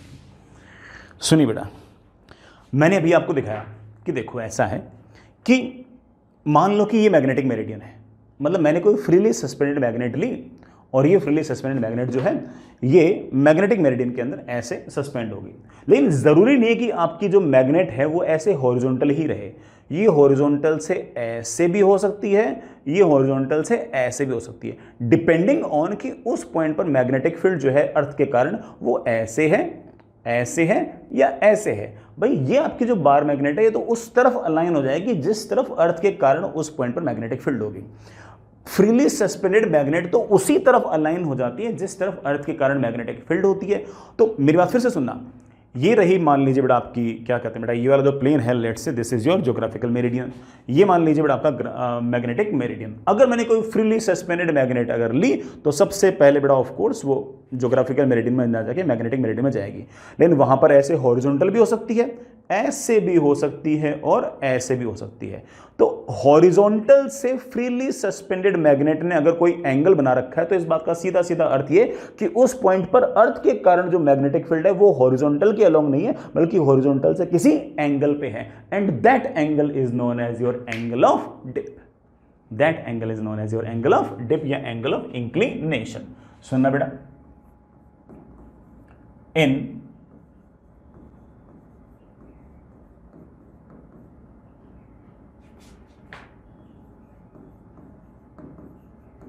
magnetic meridian plane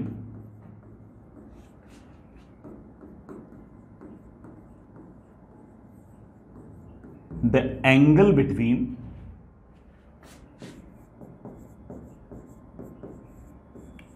freely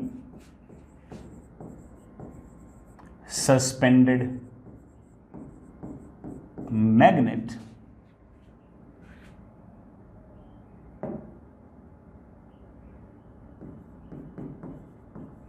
and horizontal is known as angle of dip या बेटा angle of inclination। Sir magnet जो है वो इस तरफ अलाइन हुई क्यों? क्योंकि बड़ा अर्थ के कारण मैग्नेटिक फील्ड है उस तरफ। तो मैं एक डेफिनेशन और दे सकता हूं, ऐसे दे सकता हूं कि मैग्नेटिक मेरिडियन वाले प्लेन के अंदर अर्थ के कारण जो मैग्नेटिक फील्ड है वो हॉरिजॉन्टल से जितना एंगल बनाएगी, किससे? हॉरिजॉन्टल से जितना एंगल बनाएगी, that angle is known as angle of dip. एक ही बात को बोलने के, एक ही बात को समझाने के ये दो अलग अलग तरीके हैं, लेकिन दोनों का सेंस तो बड़ा एग्जैक्टली सेम है। तो मैं एक छोटी सी लाइन बड़ा और लिखना पसंद करूंगा। In magnetic meridian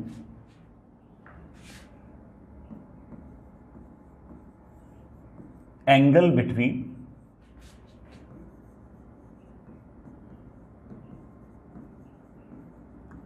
Earth's magnetic field and horizontal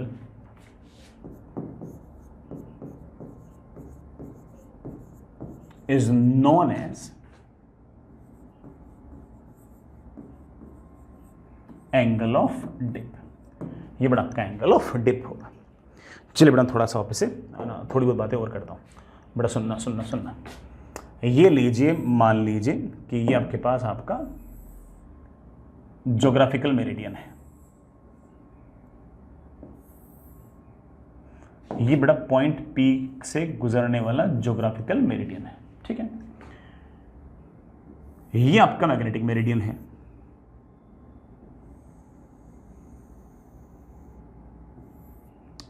ये बेटा आपका मैग्नेटिक मेरिडियन है। ज्योग्राफिकल मेरिडियन और मैग्नेटिक मेरिडियन के बीच का जो एंगल है बेटा वो आपका एंगल ऑफ डिक्लिनेशन है, थीटा है। अच्छा, ये मैग्नेटिक मेरिडियन है, मैग्नेटिक मेरिडियन यू है, ये कैसे डिसाइड हुआ? देखो भाई, आपको मैं बता चुका हूं इस बात में कि मान लो कि ये आपका ज्योग्राफिकल मेरिडियन है और यहां पर पॉइंट पी है। पॉइंट पी पर आपने कोई फ्रीली सस्पेंडेड मैग्नेट छोड़ दी। जैसे ही फ्रीली सस्पेंडेड मैग्नेट छोड़ दी, ये मैग्नेट जो है ये इस प्लेन में ना रहकर इस प्लेन में आ गई। तो इस प्लेन को हमने क्या बोल दिया? क्या बोल दिया? मैग्नेटिक मेरिडियन, इस वर्टिकल प्लेन को।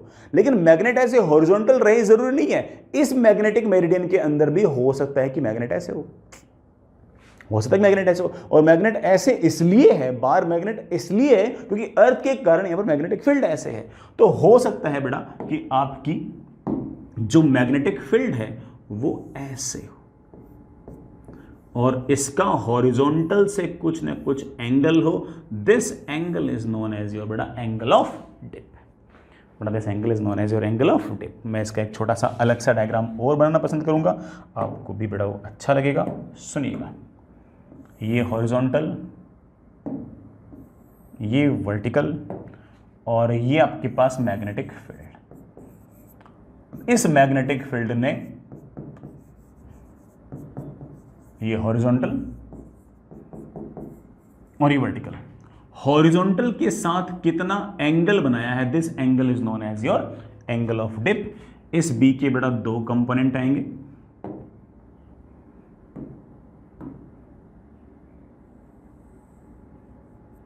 ये आपका हॉरिजॉन्टल डायरेक्शन वाला कंपोनेंट बेटा, इसको हम बड़े आराम से बोल सकते हैं कि this is of course B cos delta.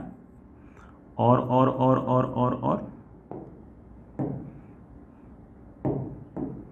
ये इसका बड़ा वर्टिकल वाला कंपोनेंट, इसे बड़ा हम बी वी मतलब बड़ा बी साइन डेल्टा बोल दें। इनके नाम भी निकाल लेते बड़ा। ये जो बी एच है, it is of course horizontal component of Earth's magnetic field. This BV is of course vertical component of Earth's magnetic field. Fair enough. मैं यहां से दो चार बातें और बोलना चाहूंगा। अगर मुझे नेट मैग्नेटिक फील्ड निकालनी है तो मैं बड़े आराम से कह सकता हूं कि net magnetic field is under root of B H का स्क्वायर प्लस बी वी का स्क्वायर, बी एच का स्क्वायर प्लस बी वी का स्क्वायर। अगर यहां पर आपको एंगल ऑफ डिप चाहिए तो आप कह सकते हो कि tan delta,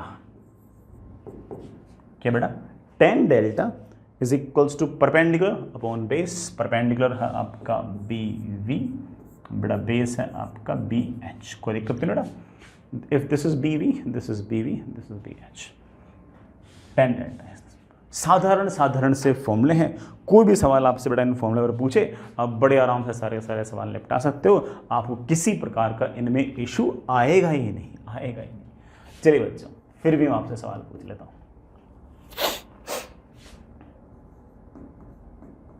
eight a point horizontal component of earth's magnetic field, ऐसा बड़ा सवाल में लिखा हुआ है, horizontal component of earth's magnetic field is 12 micro tesla and vertical component of earth's magnetic field is 16 micro tesla. ठीक है ना, find earth's magnetic field and angle of dip at that point, उस पॉइंट पर बड़ा अर्थ के कारण net magnetic field कितनी आएगी वो बताएं और एंगल ऑफ डिप बताएं। बिल्कुल बताएंगे। Horizontal component of earth's magnetic field जो है वो आपके पास 12 माइक्रो टेस्ला है, वर्टिकल डायरेक्शन में जो अर्थ्स मैग्नेटिक फील्ड है बेटा वो 16 माइक्रो टेस्ला है। दोनों ऑफ कोर्स एक दूसरे के परपेंडिकुलर हैं, तो जो नेट मैग्नेटिक फील्ड है बेटा वो ऐसे आएगी, and of course it will be under root of इसका स्क्वायर प्लस इसका स्क्वायर, दैट इज 12 का स्क्वायर प्लस 16 का square micro tesla, that comes out with 20 micro tesla. This is the net magnetic field at this point. Sir what is the angle of dip? Of course बेटा angle of dip is this delta, and we could easily say that tan delta is equals to perpendicular upon base, perpendicular is of course BV, that is 16 microtesla, base is BH, that is 12 microtesla, that comes out to be 4 by 3, so delta comes out to be 53 degree। Delta बेटा आपके पास 53 degree है।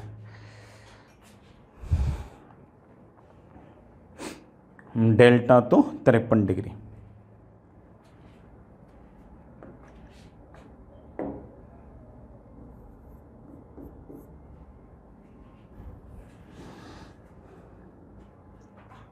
ठीक है बच्चों, एक सवाल और कर लो बेटा। At a point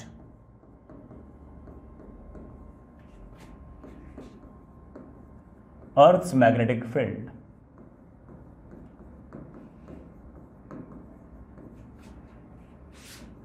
is 40 micro Tesla and angle of dip is 30 degree। Find, बेटा शॉर्ट फॉर्म में लिख दो, horizontal component of earth's magnetic field and vertical component of earth's magnetic field. ये लीजिए बेटा, ये हॉरिजॉन्टल, ये आपका वर्टिकल। जो आपके पास नेट मैग्नेटिक फील्ड है it is something like this. Net magnetic field is of course 40 micro Tesla, और इसका हॉरिजॉन्टल से जो एंगल है बेटा वही तो आपका एंगल ऑफ डिप है, वो मुझे दे रखा है 30 डिग्री। अब इसके दो कंपोनेंट आएंगे, इधर की तरफ आएगा ऑफ कोर्स 40 माइक्रो टेस्ला का cos 30, बेटा cos 30 is √3/2। I think it is comes out with 20√3 micro Tesla. This is horizontal component of Earth's magnetic field. This is the vertical component of Earth's magnetic field. This is of course 40 का sin 30. That comes out with 20 micro Tesla. इस पर मुझे ऐसा लगता है कि कोई भी सवाल अगर आपसे पूछा जाएगा तो आप ये सवाल तो सारे के सारे बना ही दोगे। मैं आपको बड़ा एक छोटा सा पॉइंट और बता रहा हूं। लेट्स से कि आपके पास कोई बड़ा वो अर्थ वाला एक केस में वापस लेता हूं। ये बड़ा आपके पास अर्थ है, ठीक है प्यारे बच्चों। अर्थ में हमने इस बात को अज्यूम किया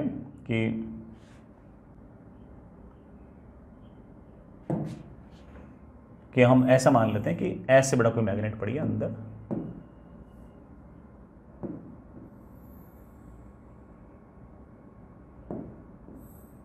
ऐसा, और यहां से मैग्नेटिक लाइन ऑफ फोर्सेस निकलते हैं, यहां पर बड़ा magnetic line of forces enter करते हैं। ये हमारा मैग्नेटिक साउथ पोल, ये बड़ा आपका मैग्नेटिक नॉर्थ पोल। ठीक है प्यारे बच्चों, ये आपका मैग्नेटिक इक्वेटर।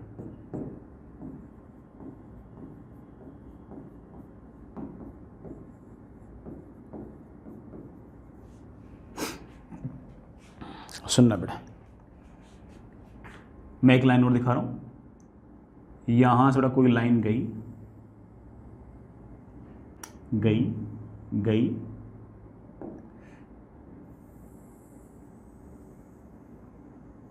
ये इक्वेटोरियल वाला पॉइंट है। यहां पर लाइन ऐसे जाएगी जाएगी जाएगी जाएगी, ऐसे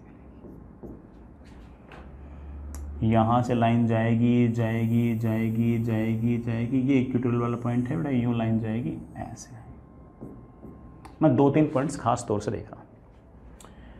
सबसे पहले ये जो बेटा तेरा मैग्नेटिक नॉर्थ पोल है, सुनना बेटा, अगर मैं यहां पर कोई बाहर मैग्नेट ले आया तो बार मैग्नेट आ जाएगी ऐसे, गौर करना बेटा। इस नॉर्थ को साउथ जो है बेटा, बार मैग्नेट लेके आया, इसके साउथ को ऐसे अट्रैक्ट कर लेगी। अरे यार कितना बेकार बनाया, ये बार मैग्नेट, ये साउथ पोल और ये नॉर्थ पोल। ये जो लाइन है ये आपकी हॉरिजॉन्टल लाइन है। इसके पास में जैसे मैं बार मैग्नेट लेके आया इस पॉइंट पे, तो बार मैग्नेट तो ऐसे बिल्कुल खड़ी हो गई वर्टिकल, क्योंकि ये जो नॉर्थ पोल होगा, मैग्नेटिक फील्ड तो ऐसे है और मैग्नेटिक फील्ड ऐसे, हमारी बार मैग्नेट बेटा जिस तरफ मैग्नेटिक फील्ड होती है उस तरफ अलाइन हो जाती है। कारण आप जानते ही हो, अगर आपने मैग्नेटिक फील्ड को हल्का सा भी अगर यूं रखा तो साउथ पोल पर तो फोर्स लगेगा ऐसे, नॉर्थ पोल पर फोर्स लगेगा ऐसे, यूं हो जाएगी। अब आपकी जो सारी की सारी मैग्नेट है वो वर्टिकल खड़ी हो गई है। अगर आपकी बार मैग्नेट अगर वर्टिकल खड़ी हो गई है, इसका मतलब यहां पर सारी की सारी जो मैग्नेटिक फील्ड है वो वर्टिकल है। और अगर सारी की सारी मैग्नेटिक फील्ड अगर वर्टिकल है, इस बात का मतलब बेटा ये है कि आपका जो एंगल ऑफ डिप है प्यारे बच्चों वो तो 90 डिग्री है। Sir angle of dip 90 degree क्यों है? क्योंकि नेट मैग्नेटिक फील्ड जो होती है, जो नेट मैग्नेटिक फील्ड जो होती है वो हॉरिजॉन्टल के साथ कितना एंगल बना रही है बेटा, वही तो आपका एंगल ऑफ डिप है। यहां पर तो सारी की सारी मैग्नेटिक फील्ड ही आपकी वर्टिकल डायरेक्शन में, हॉरिजॉन्टल एंगल आपका 90 आएगा। इस पॉइंट पर अगर कोई मुझसे पूछ ले कि horizontal component of magnetic field कितना आएगा, तो मेरा कड़ाक से जवाब होगा 0। सिर्फ और सिर्फ वर्टिकल कंपोनेंट ही यहां पर है। यही कहानी बेटा यहां पर। अगर मैं यहां पर कोई बार मैग्नेट अगर ले आऊंगा, अगर मैं इस मैग्नेटिक साउथ पोल के पास में अगर बार मैग्नेट ले आऊंगा, तो तुम जानते हो कि ये वाला साउथ पोल नॉर्थ पोल को ले आएगा यहाँ पे, साउथ पोल को ले यहाँ पर आएगा। बार मैग्नेट तो वर्टिकल खड़ी जाएगी ऐसे, बार मैग्नेट वर्टिकल खड़ी जाएगी। तो बार मैग्नेट अगर वर्टिकल खड़ी हो गई, इस बात का अर्थ क्या है? इस बात का अर्थ है कि मैग्नेटिक फील्ड जो है वो सरफेस के साथ एंगल बना रहा है बेटा, कितना? 90। और अगर वो एंगल बना रहा है 90 डिग्री, तो ऑफकोर्स बेटा आपका एंगल ऑफ डिप है 90। एंगल ऑफ डिप अगर 90 डिग्री है बेटा, एंगल ऑफ डिप अगर आपके पास 90 डिग्री है, तो हॉरिजॉन्टल डायरेक्शन में मैग्नेटिक फील्ड है ही नहीं। यहां पर हॉरिजॉन्टल डायरेक्शन में तो मैग्नेटिक फील्ड है ही नहीं। जो भी मैग्नेटिक फील्ड है वो सारा का सारा आपके वर्टिकल डायरेक्शन में ही है। इन इक्वेटर वाले पॉइंट पे मामला बिल्कुल उलट हो जाएगा। कैसे? यहां पर मैग्नेटिक फील्ड ऐसे है, यूं सारी की सारी मैग्नेटिक फील्ड जो है वो हॉरिजॉन्टल डायरेक्शन में है। वर्टिकल तो बड़ा ये है, यहां पर वर्टिकल डायरेक्शन में कोई मैग्नेटिक फील्ड ही नहीं है। और मेरे प्यारे वाले बच्चे ये जानते हैं कि बी वी की वैल्यू अगर 0 तो डेल्टा की वैल्यू भी तो 0। अरे भाई डेल्टा की वैल्यू तो 0 हम डायरेक्ट बोल सकते थे। मैग्नेटिक फील्ड और हॉरिजॉन्टल के बीच का जो एंगल है उसी को तो हम डेल्टा बोलते हैं। यहां पर तो सारी की सारी मैग्नेटिक फील्ड ही हॉरिजॉन्टल है। यहां पर तो सारी की सारी मैग्नेटिक फील्ड ही अगर हॉरिजॉन्टल है, तो ऑफकोर्स हॉरिजॉन्टल के और मैग्नेटिक फील्ड के बीच में एंगल कितना होगा? 0। यही हाल बेटा यहाँ पर मैग्नेटिक लाइन ऑफ फोर्सेस यू आई इस पॉइंट पर मैग्नेटिक फील्ड है ऐसे, सारी की सारी मैग्नेटिक फील्ड जो है बेटा वो ऑफ कोर्स हॉरिजॉन्टल के अलोंग ही है, वर्टिकल डायरेक्शन में किसी प्रकार का कोई मैग्नेटिक फील्ड है ही नहीं, और मैग्नेटिक फील्ड और हॉरिजॉन्टल के बीच का जो एंगल है वही तो आपका एंगल ऑफ डिप है, और उसको बेटा हम क्या बोल सकते हैं, क्या बोल सकते हैं बेटा, angle of dip. Angle of dip is of course 0। I hope बेटा इस बात को आप समझ गए होंगे। चलिए बेटा, ईएमएफ के जितने भी सवाल बेटा आपको कहीं भी मिले बेटा शीट में बेटा सारे के सारे आप निपटा सकते हो, पूरी शीट निपटा सकते हो। ये वाला पोर्शन बेटा मैंने कराया दिया, हालांकि इसके शीट में सवाल थोड़े से कम हैं, अगर आपको करने हो तो मैंने आपको बता ही दिए थे कि एचसीवी के अंदर चैप्टर नंबर 37 है, उसमें सारे सवाल ही आपसे बन सकते हैं, कोई इक्का दुक्का सवाल में कोई डाउट आए तो डाउट आए, अदरवाइज बड़ा मोस्टली सवाल ऐसा है कि शायद आप 1-2 लाइन के अंदर सबके आंसर्स निकाल भी दो। मोस्टली थ्योरेटिकल भी हैं, उनमें से हो सकता है कोई बातें याद करने वाले भी तो उनको तो याद कर लेना। बाकी जो न्यूमेरिकल्स हैं वो सारे के सारे बेटा ऐसे हैं जो ठीक है 1-2 लाइन में सारे के सारे सोल्व हो जाते हैं। शीट में कोई सवाल हो तो बेटा वो तो आसानी से कर लेंगे। अब बेटा हम इसके बाद पढ़ेंगे इलेक्ट्रोमैग्नेटिक इंडक्शन।